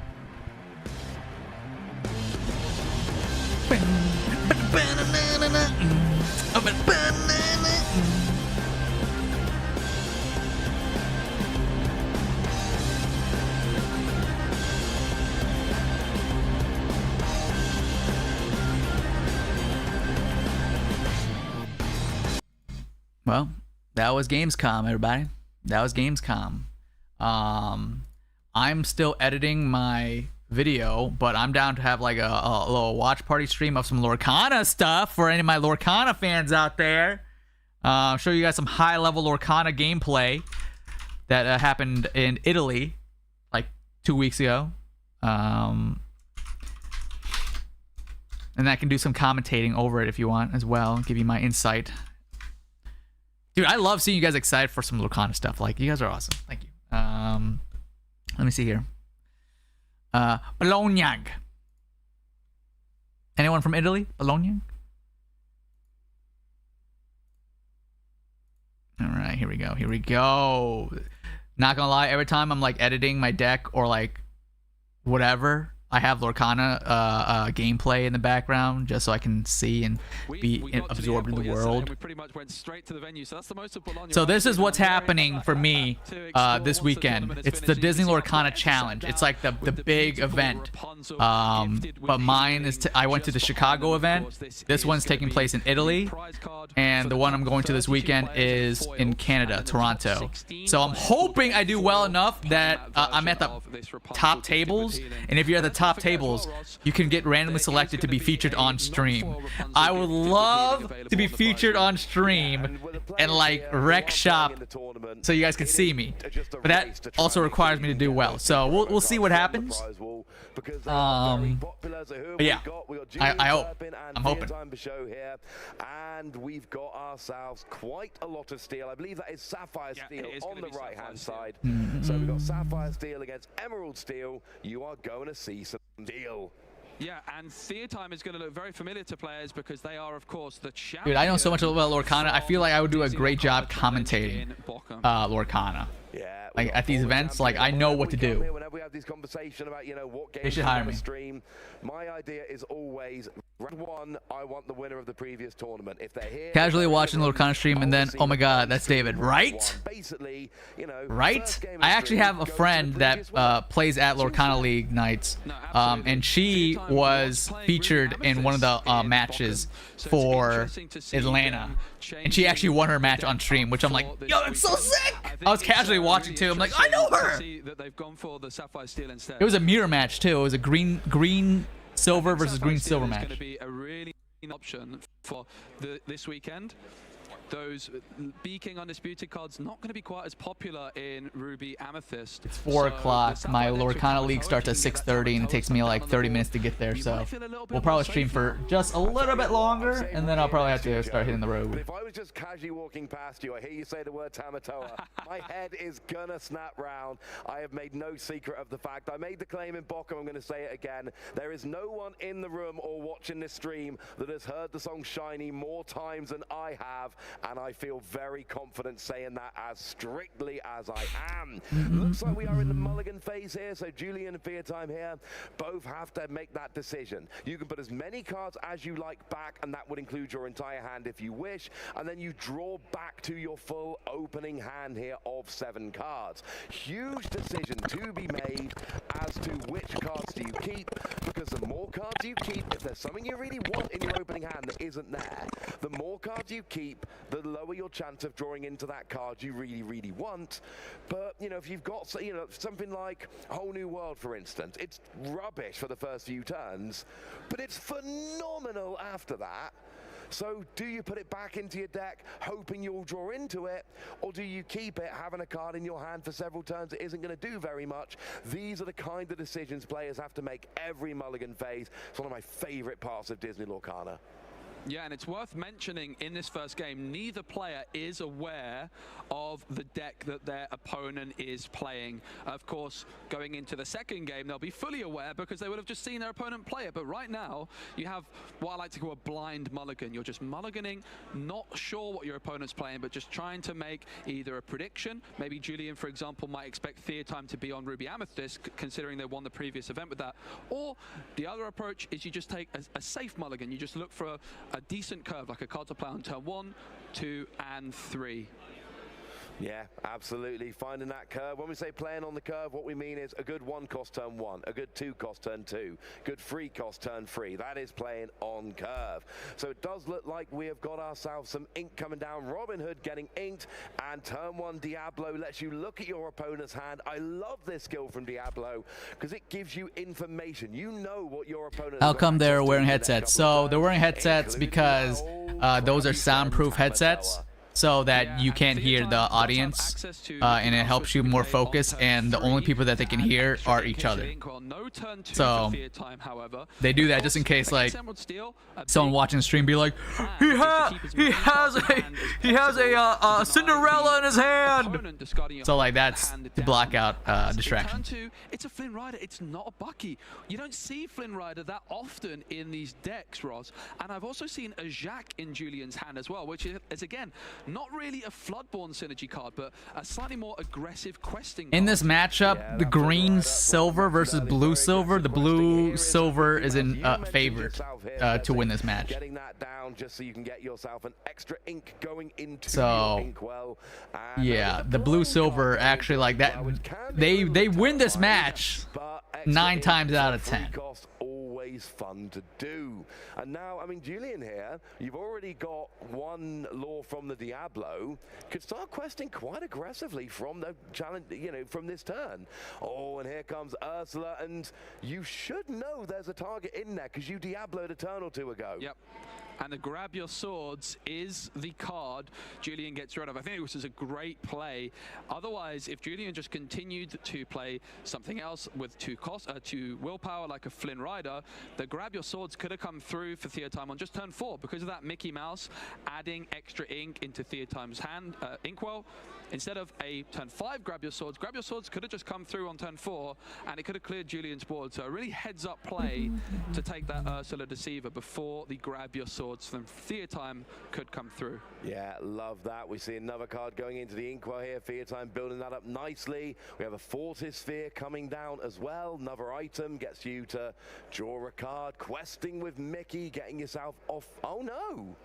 I don't think we are questing with Mickey. Was that a challenge into Diablo? Yeah, it looks like it.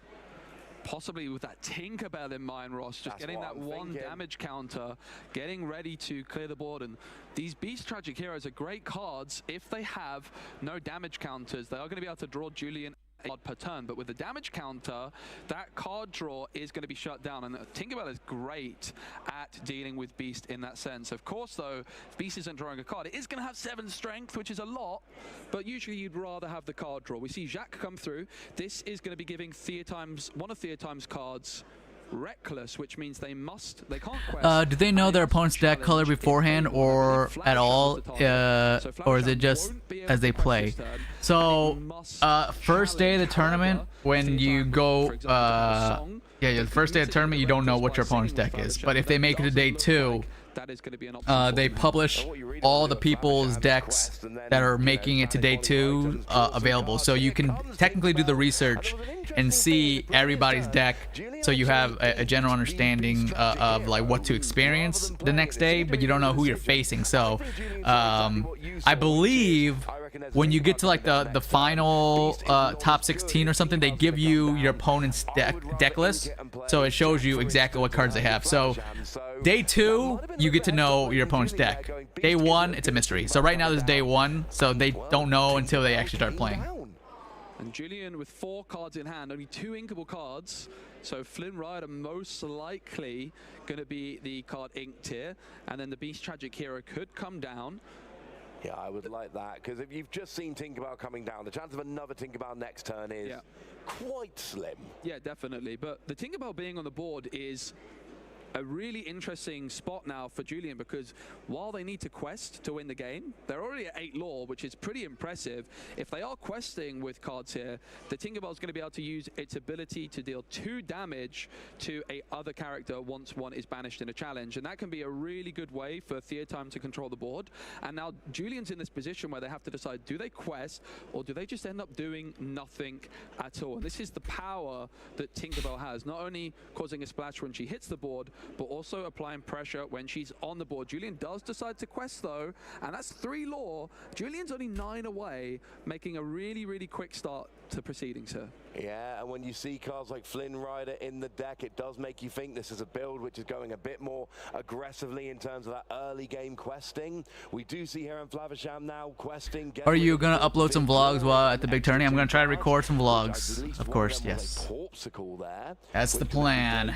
Grab yourself an extra card, a lot of draw. That is the plan. In the Sapphire Steel deck, which is always fun, but you're building up to that big end game here. You're trying to use cards like Lucky Dime, Tamatoa, Bell, Ariel to have giant swing turns. You're behind by 9 lore, but you're trying to have turns where you get 10 or more lore in a turn. You're trying to have those big giant ends to the game. You just need to, you're supposed to go behind. You're going to go behind most games. You're just trying to stick around long enough. Oh, there is another Tinkerbell coming down, and that turns off the card draw from Beast Tragic Hero. Yeah, see right now the blue silver player is in such a good position. They have all this extra ink. They're already on like 6 ink, and the opponent's only on 4. They have 4 characters. The other player has 1. Like the green silver player starts off strong. They can go up to like 18 lore points. The blue player is at 0 and they can still win. Like it's that good. It's that good. Comfortable just continuing to develop, and Julian with double uninkable Floodborn Flynn Rider in hand and Diablo. That is going to be cards which, if you want to play 2, is going to cost you a minimum of 7 ink, but Julian only has 5 available. So they're going to have to either play a Flynn Rider, which is questing for near nothing because Theatime has a bunch of cards in hand, or a Diablo, and it is the Diablo that they decide to go for. But now the problem, Ross, if they quest with Beast, is there a deck color that's the meta at the moment? 2 damage.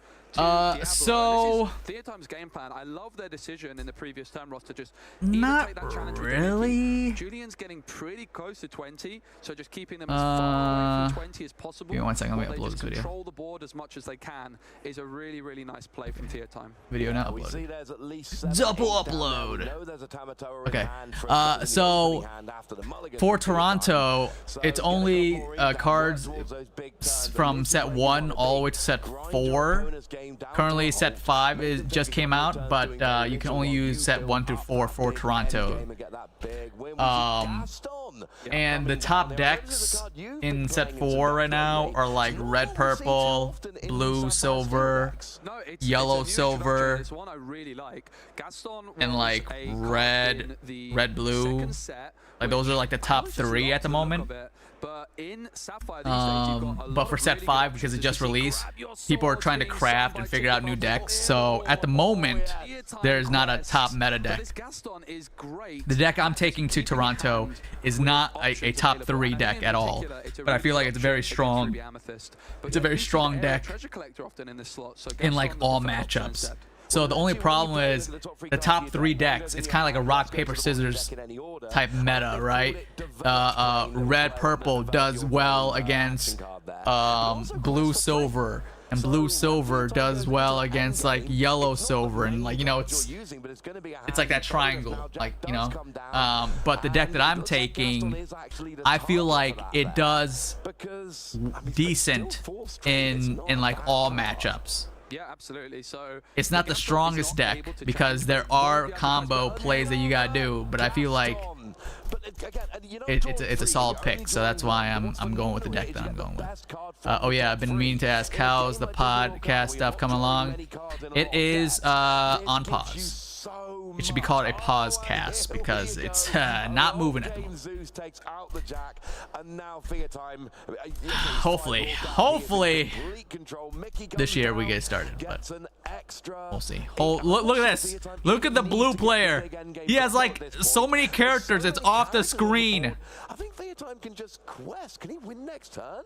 Yeah, I think they must be able yeah, there's 13 lore on the board. There's 13 lore, I think, just from the characters on the board. 2 for each Tinkerbell, 3 for each Gaston, plus your Mickey, plus your Havisham, plus your other Mickey.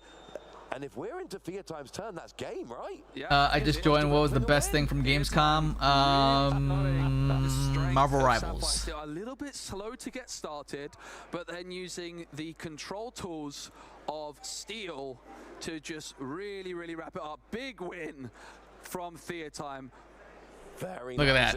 Look at that. The green player just scooped up his deck. He's like, nope, there's no way I can beat that. I'm telling you, man. I'm telling you. The blue deck is strong. Big swing turns. Theatime didn't do that. He just went, look, you've got no characters. I have lots of characters. It's kind of how we all played right at the beginning of set 1 when it was just, I clear your board in quest of everything and win. And that worked absolutely beautifully for Theatime there. And I got to tell you, those Gaston, they might be 6 cost uninkable, which is generally not terribly desirable, but oh my word, they made a difference in that game. Yeah. I think 9 of the lore came just from Gaston. You can forfeit. You can, I mean, it's not really, yeah, forfeit. Yeah, you technically, yeah, you can forfeit. Pretty much they call it like scooping it up. Pretty much like if you look at the board and you're like, okay, they have like 8 characters on the field and my deck doesn't play any card that like wipes the field. There's no point of wasting time and continuing playing. So I'll just scoop it up. You get this round, and we'll just go to the next round so you can save time. Because again, each match you get like 45 minutes. So there's no point of trying to keep playing a losing battle that you know you're gonna lose and waste more time for the next game. Because you rather have that extra time for the games going forward than just literally playing just because you can. Can be such a combo heavy deck where you really are going yeah. for You can know when to hold him and when to fold him. And that guy, I mean, looking at the field, there was no cards in that green steel deck that would wipe out the blue steel deck. Such a big deal. Yeah, it most certainly does. Pain, but at least that money is going towards the cards. The money's going towards the wedding. Whoever went first in game 1 I'm excited for Dead Rising Remastered. Me too. Theatime will be going second here, which is going to be slightly more of an uphill battle. While you do get to play the card second, which is a disadvantage, you do get that extra card in your hand, which Theatime will be looking to take advantage of. Theatime going to be. Will you do a playthrough on your channel? I'll probably play it on stream. I don't know if I'm going to be like uploading videos on it or not. Steel player here, which is going to be a really nice aggressive opener potentially. Well, that is one all right, let me do some commentating for you guys. All right, let me mute these commentators and let me do my commentary. Welcome everybody to the Disney Lorcana Challenge here at Bologna. We got our second round here in this match. Julian versus Theatime. Julian rocking the green steel Bucky discard. We hate the Bucky because he's super cheap, and that's why they nerfed the character. Theatime rocking the blue steel. Already first game going to Theatime. Great matchup for Theatime. Blue steel does very well late game. If Julian can get that early start and eliminate all the cards in Theotime's hand, then Julian has a chance. But let's see if they can make it happen this round. Unfortunately, last round, they didn't discard enough cards from Theotime's hand, which gave Theotime the gas to get to 20 and making Julian scoop it up. Right now, the players are shuffling their decks, thinking very hard. They want to win this. They want to make it to day 2 and get closer to that golden Mickey Mouse card. Oh my God, that golden Mickey Mouse card. You know how much that's worth? Like 20K, baby. 20K all day. Looks like the players are done shuffling, done mulliganing, and let the games begin. I believe Theotime is going first right now. Possibly. Oh, nope. It looks like Julian is. Julian's going to ink an Aladdin to play a Curse Merfolk. Curse Merfolk, great turn 1 play. It's uninkable, but it's a 1-cost card, so it's super easy to get out. It quests for 2 points, has 0 attack, but 1 defense. The good thing is, it's so cheap to play, and if someone attacks that character, that opponent has to discard a card. So if you want to take out the curse, you gotta get rid of a card. Theotime doing a turn 1 play, Popsicle drawing a card. Now back to Julian. What is Julian gonna do? Obviously he's gonna quest with the curse, but first inking a Jafar, playing a little Robin Hood, 2 attack, 2 defense, quest for 1. It looks like he used curse to quest for 2 points, putting him at 2. But again, the Julian's deck can go up to 19 lore, but Blue Steel can come back with the clutch mode. All right. Theotime dropping a Mr. Shmi. 2 drop inkable, 3 attack, 3 defense, quest for 2. And if there's no captains on the field, every time you end your turn, and if your Shmi is exerted or turned sideways, it will take 1 damage. So there's a little bit of a downside to that, but it's not too bad. Julian playing a Diablo and questing for 3 points with the Curse and Robin Hood, putting up to 5. That's what you want to do with the green steel deck against blue steel. You just got to play a bunch of characters and just quest to get to 20 as fast as possible, because the more ink that blue steel has, the harder it's going to be for you to come back, because they got all the power, all the tools in their belt. Looks like Theotime is inking a Forge Sphere to play a Baboom, which is a 2-cost inkable action card that deals 2 damage to your opponent's character. And he took out the Diablo, which is a great call, because if Diablo, he has evasive, so you can only take it out with an evasive character or using an action card like Baboom. If Diablo was exerted, every time your opponent draws a card, they will also get to draw a card. One of the best card draw cards in the game. So it was smart of Theotime to take care of Diablo. It looks like he also used Mr. Shmee to take out the Cursed Merfolk. And because he attacked, he had to discard a card. So he chose to discard Tamatoa, which is probably the smart thing to do, because Tamatoa is an 8-cost card and he only has 3 ink. So you're not going to be getting that card for a long time. So get rid of it. Julian playing Diablo, which lets you look at your opponent's hand. Doesn't discard a card, but it's good to get some knowledge on your opponent's card hand to see what they have. You don't want to play a bunch of cards and not know if your opponent has a card that wipes the field. So Diablo is a good little information card to play. And it looks like Julian's on pass. Theotime readies up. Oh, Theotime drew a Grab Your Sword, one of the best cards in the game. Deals 2 damage to your whole opponent's board, which Julian's characters are very weak. Most of their characters have only 2 health or less, so one Grab Your Sword could wipe the whole field of Julian, and that is something that Julian does not want to happen. So Julian just shifted a big Diablo onto the little Diablo. You could do that by discarding an action card. And then they made Diablo sing, let the Storm Rage on to deal 2 damage to Theotime's Mr. Shmee, taking it out and being able to draw a card.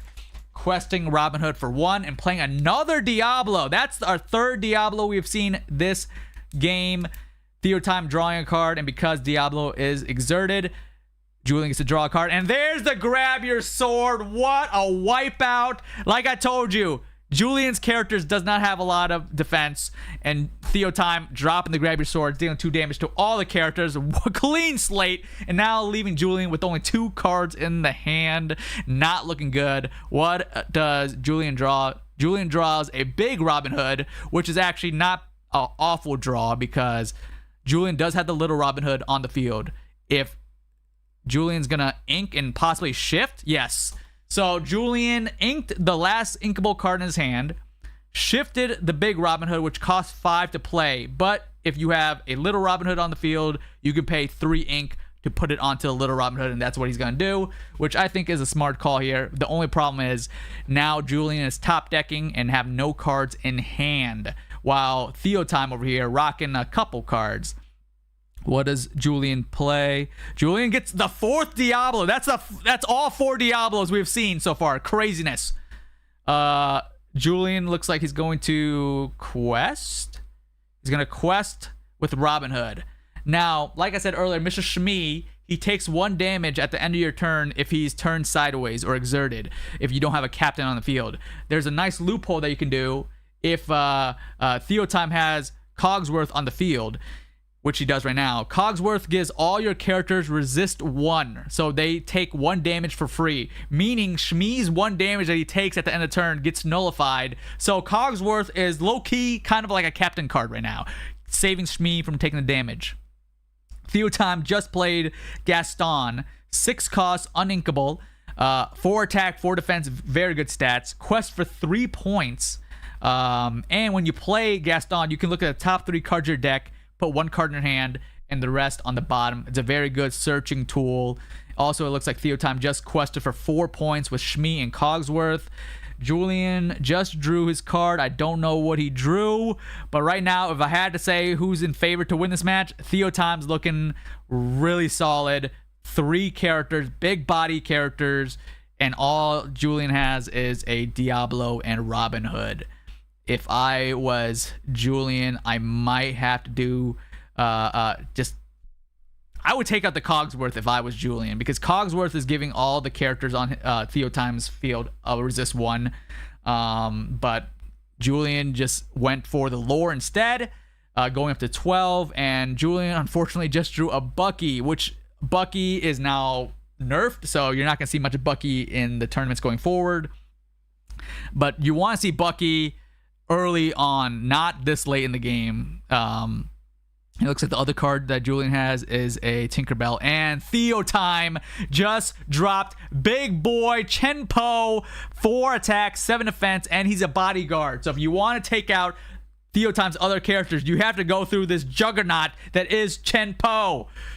I don't think Julian has anything that could take out even Robin Hood and Diablo attacking together, meaning 5 damage. Chenpo is still alive. That's how tanky Chenpo is. I think it might be a wrap. I don't think Julian has any card. I mean, if he draws like a, I don't know, a Zeus could deal 5 damage, but what does he draw? Did he just draw the Zeus? I think he literally just drew the Zeus. This is the only way that he can get out of this. I would say use the 4 ink that you have, Zeus, and deal 5 damage to Chenpo, make him have 2 life left. Diablo finish it off, and Robin Hood, oh man, that still wouldn't be enough to take out the rest of the characters, because Theotime needs 5 more points to win, and he's going to quest for 3, 4, 5, 6, 7, 8.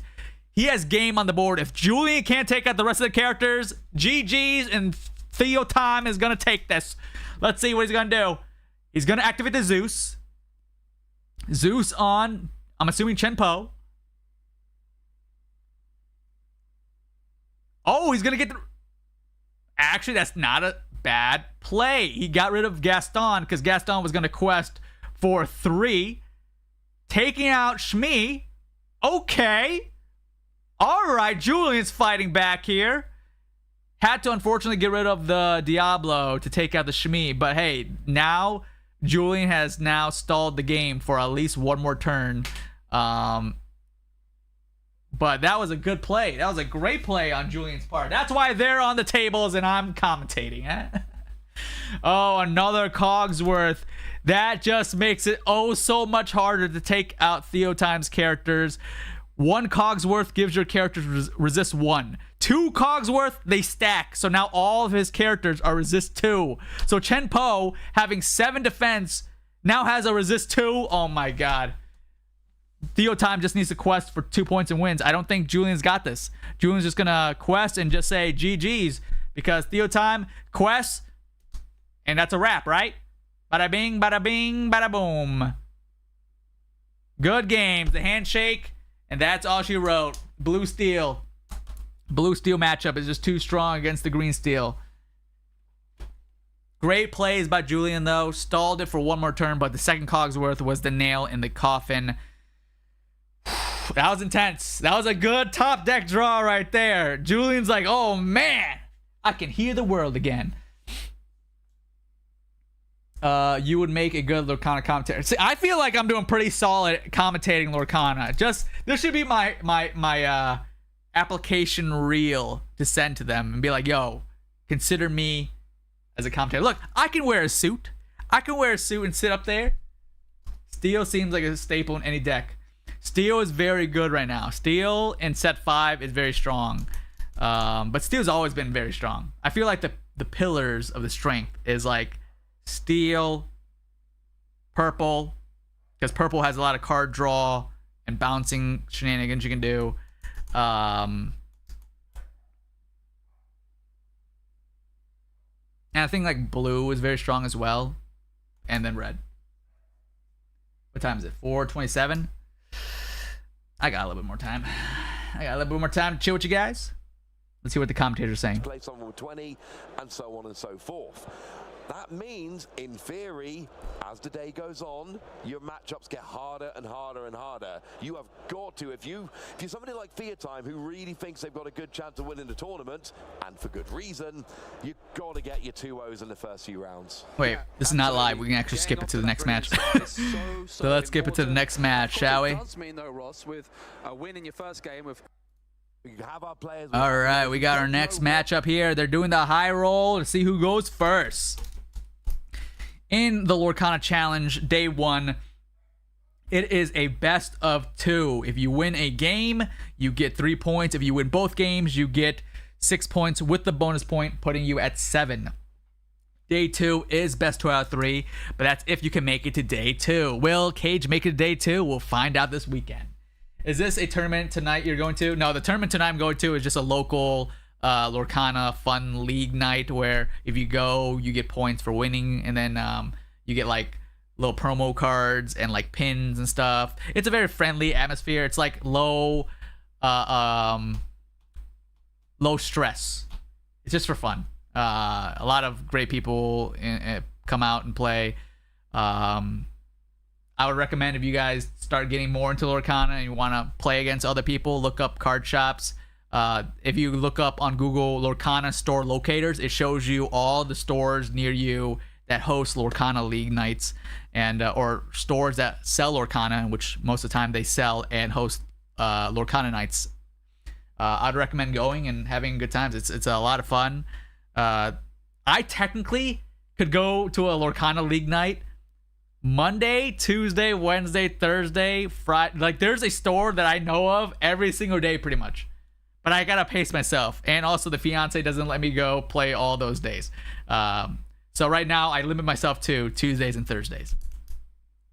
But yeah, Lorcana League nights, people are very friendly for all the stores I've went to.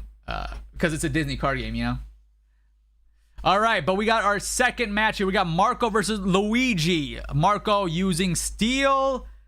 I don't know what his other color is, but Luigi is rocking a purple amber, purple yellow hyper aggro. Now, I actually am a fan of the yellow. Oh, it's another green steel discard deck from Marco. We saw that with Julian last game. Let's see if the green steel can win this time. Luigi is using purple yellow.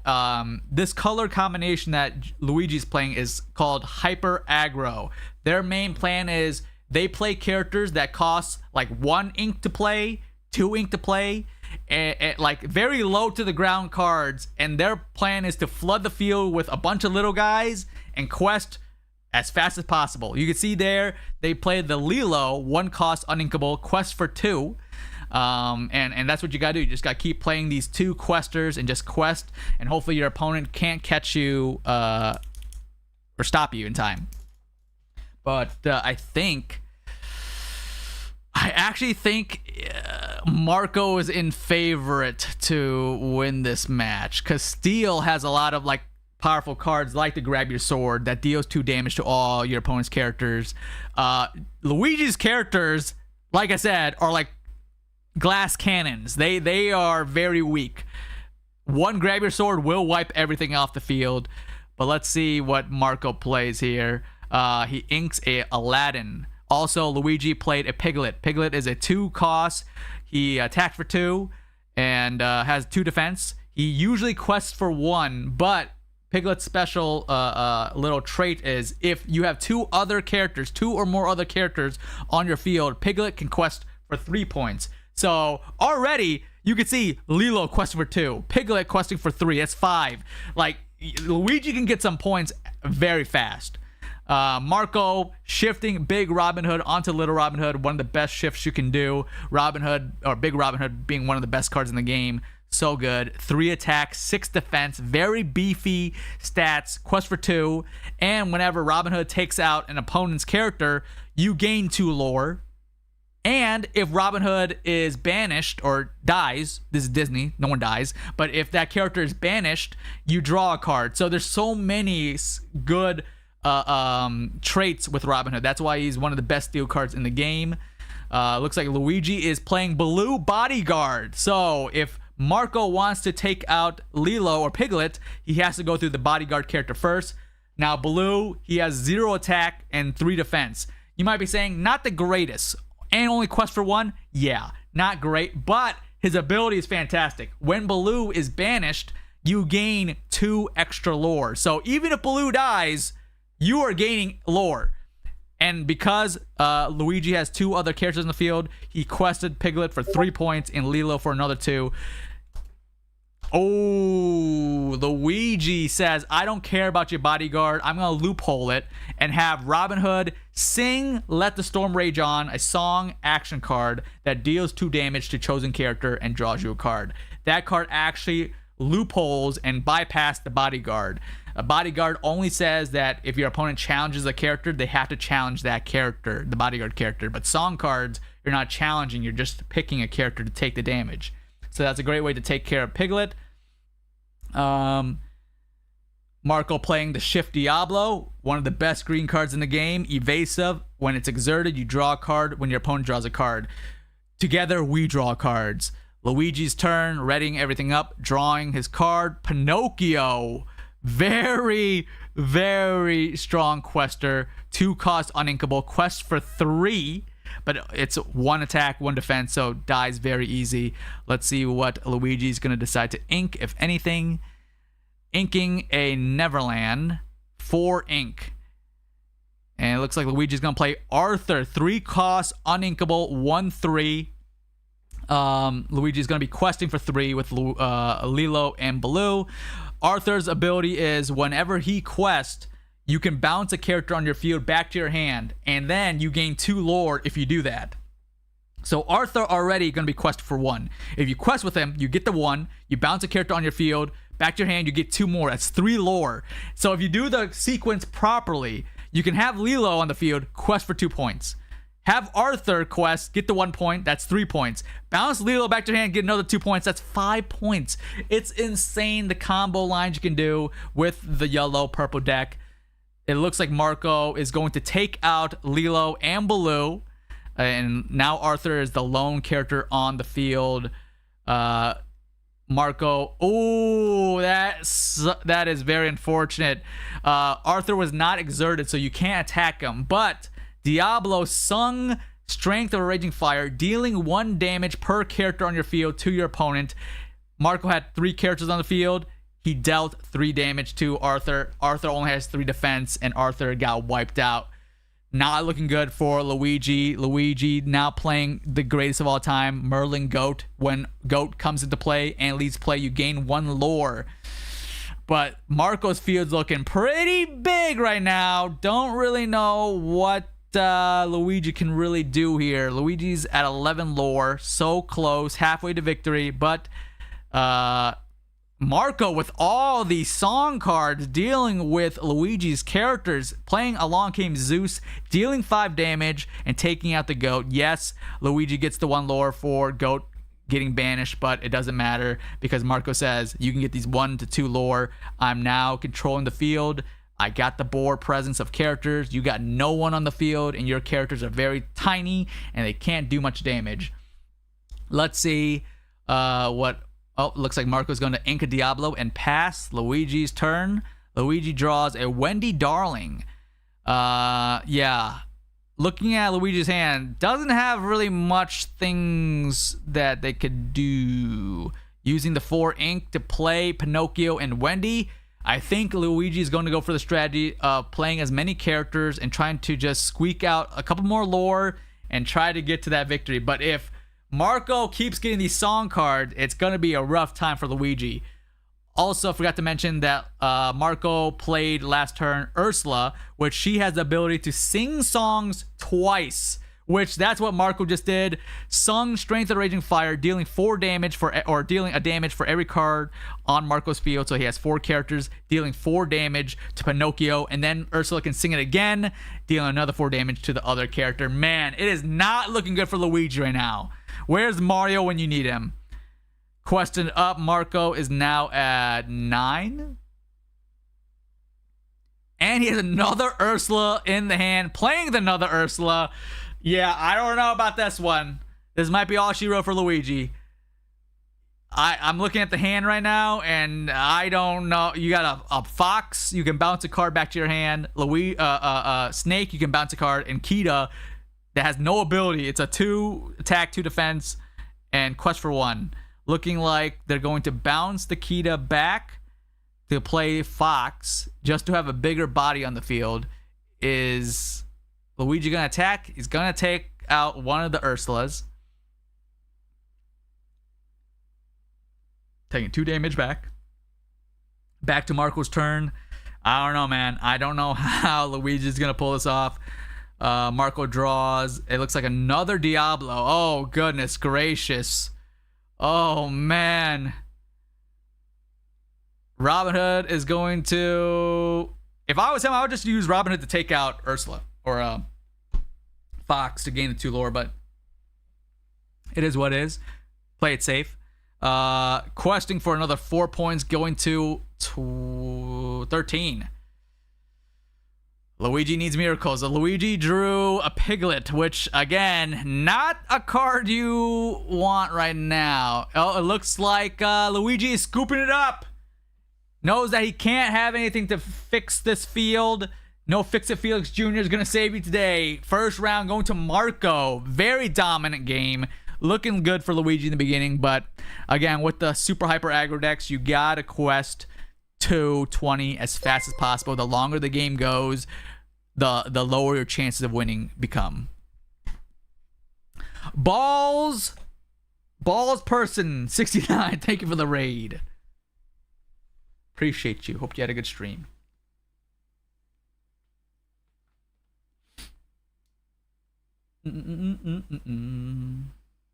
And that was, and that I think what we saw there was hyper aggro in a nutshell. It is an archetype that I'm constantly playing around with. Yo, what's good? Not much. What's up with you?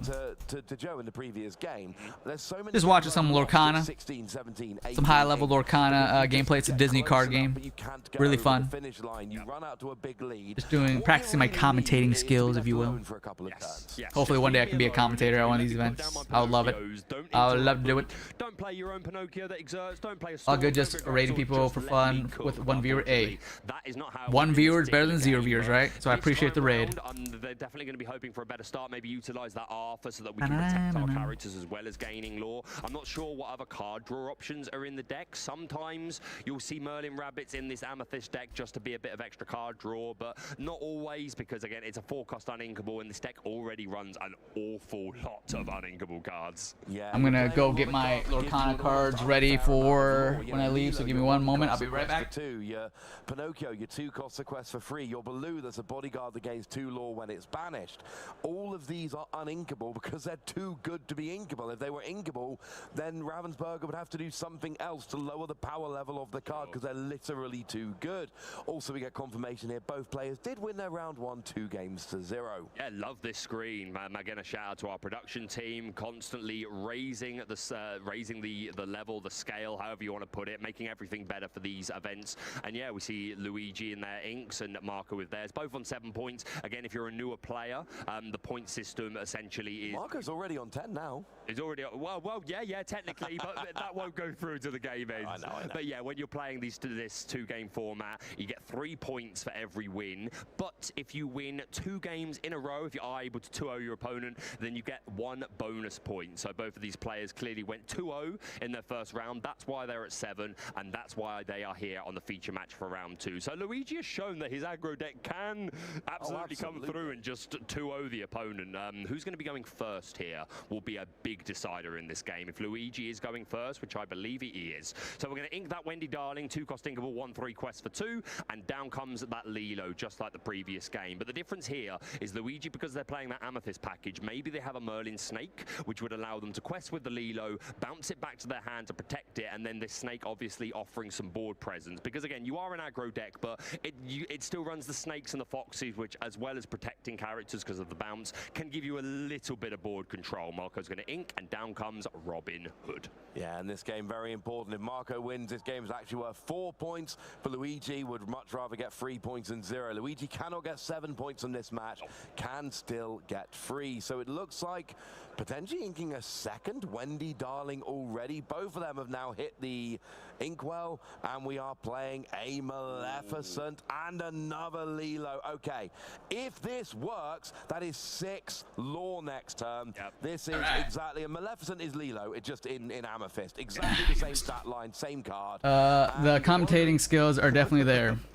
Well, I appreciate it. Thank you. The Amethyst Amber is so I feel I do a pretty decent job. cards together. That is why these inks work well together, and this is what you're looking for. And if you're Marco, you're like, mate, slow down. Who got you into Lorcana, by the way? So my friend, he used to work at GameStop. That's how I know him. And just one day, it's funny because like the stars aligned on how it happened. But that is going to allow Luigi a big question. So I was, for a couple years, I was thinking about getting back into card games. I used to play Yu-Gi-Oh! A lot, and I wanted to have, I just wanted to go back to like card shops and have like interactions with people. I miss like, you know, because my job, I don't really talk to people IRL. Like, I talk to you guys, which is awesome, but like I don't get like human face-to-face interaction. So I was like, I kind of miss, you know, the camaraderie, you know what I'm talking about, and just, you know, talking and hanging out with people. So I was thinking about getting back into Yu-Gi-Oh and all that, but then I saw that my buddy posted on Facebook saying, hey, Lorcana is having their sealed event for the new Chapter 2, or Set 2 of Lorcana. If anyone wants to learn the game, it's very easy. Come by to this event, get some packs, play. And I'm like, all right, let's look it up. What's this Lorcana game? It's Disney. I like Disney. And seeing that it was only Set 2 is very early on. The game just came out. I was like, you know what? We'll give it a shot. Why not? I watched the video on how to play. Very straightforward. I went to the event, and I think it was 4 rounds, and I won two out of the 4 rounds, so that's cool. And I won one of the giveaways. And after that day, I just got hooked. Like, my fiance was there too, watched me play. Or she dropped me off to go shopping, but then she came back and I was still playing, and all the stores were closed, so she had to sit there next to me and watch. So by the end of the night, she learned how to play the game. Like, I didn't even have to teach her. She just learned it on the spot, which is awesome. So, yeah. That's pretty much the story of how I got into Lorcana. And it's just been too much fun. I've introduced so many people to Lorcana, a lot of my friends, a lot of my family. It's just a good time. What up, Nate? Right now, I'm just trying to edit some of my my deck before I leave. Like, I have proxies, so like I wrote down the card, what the card actually is, but I don't have an extra set of these cards. So so that's what I do. I just write down until I get the cards. Like, I actually have the card right here, but it's in my other deck, and I don't want to unsleeve it, but because I'm going to Lorcana League night, I have to unsleeve it. Because I don't know how strict some of the people are like, oh, you can't use proxy. So, let me unsleeve some of these really quick. I'm assuming the hyper aggro player just lost, right? Or did they win? Because right now their board's looking pretty good. Oh my god, they did win. Holy. Yeah, he's going to quest for like 2, 4, 6, 7. If he dies, another 2. Dang.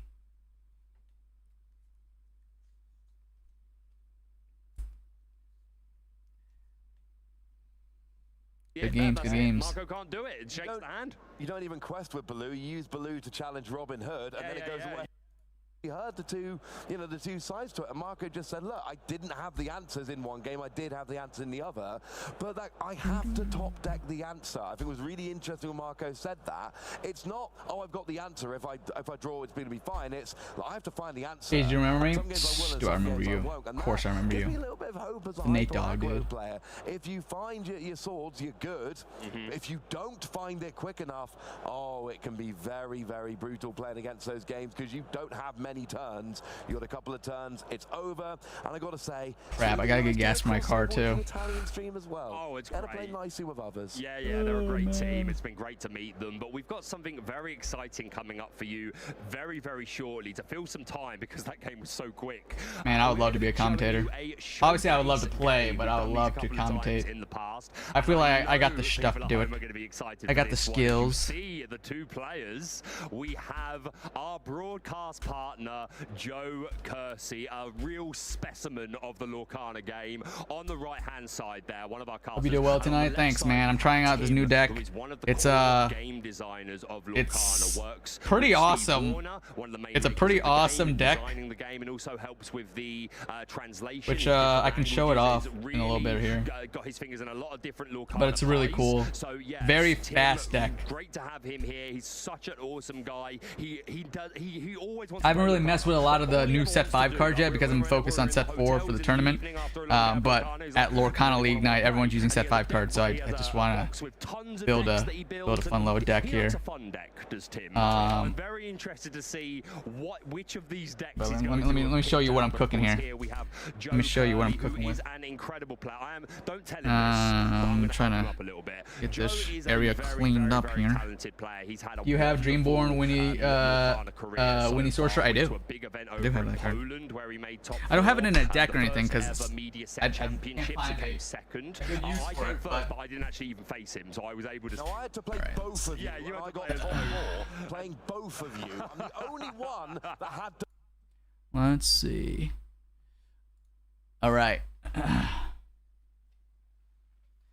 this deck away. Show you this new deck that I'm working on here. How much time do I have? Not a lot. Not a lot. So this is my new deck. I'm just gonna show you what it actually is supposed to do, and I can't really play a full game because I gotta leave in like 5 minutes. But the main premise of this deck is to flood the field. Okay, 2, 3, 4, 5, 6, 7. Wow, that's exact. Don't need that. Don't need that. Don't need that. Don't need that. Okay. 3, 4, 5, 6, 7. So there's this really cool combo I can do. See you later, Nate. There's a really cool combo I can do, and it requires me to have exactly the cards I need. Okay, so the combo I do here is I have this location on the field called Pride Lands, and if I have a prince or a king character on this location, I pay 1 less ink to play a card, right? So Simba is a prince. So when I have Simba on here, I pay 1 less to play cards. So meaning characters that cost 1, I get to play them for free. So like, look at all these 1-cost characters in my hand. I literally can play all 3 of these for free, which is insane. Okay, I'm just gonna use this as ink. Let's say I have 5 ink, and that combo doesn't stop there. So I have Big Rockstar Stitch, and his ability is whenever I play a character with cost ink 2 or less, I can play them exerted and draw a card. So watch this. All right, these 3 cards is what makes this deck insane. Okay, pay 1 less for characters. So I'm gonna play this 1-cost Stitch for free, not using any of my ink. I'll play it exerted for Stitch ability, draw a card. Play Simba, 1 cost for free, exert, draw a card. And because of his ability, I get to draw a card and discard a card. I'll discard this. Play it for free, draw a card, discard a card, draw for Stitch. 1 cost, play for free, draw a card. 2 costs, instead of playing 2, I play 1. Play it, exert it, draw a card. And like, I've gotten the feel, I have played like 10 characters in 1 turn before. Because this deck has so many 1-drop characters, it's kind of nuts. 1 drop. 1 drop. 1 drop. That's a Pride Lands. 2 drop, I can still play it. 1 drop. Like, I've done this before. It's kind of nuts. Now, the only problem is If my opponent uses that grab your sword card, my field is dunzo. My field is dunzo because two damage to all my characters.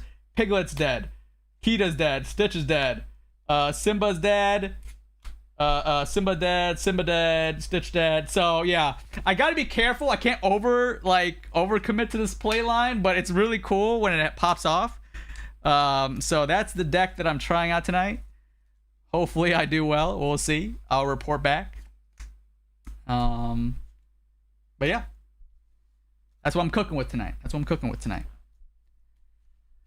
I'm just missing 2 cards though. I'm missing a dock.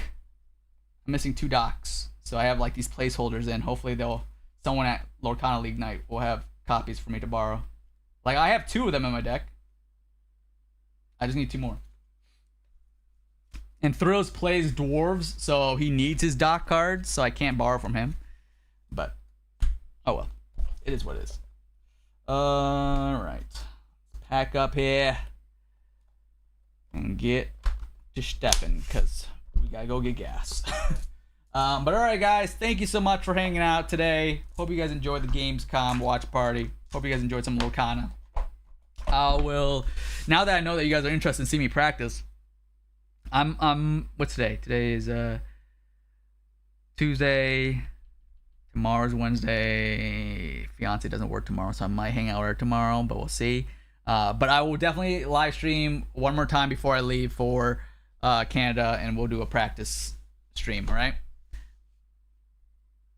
What is this? Why is there like a... Oh, that's why, because half of it's in it. Oh, that's weird. All right, guys. Appreciate you guys. See you in the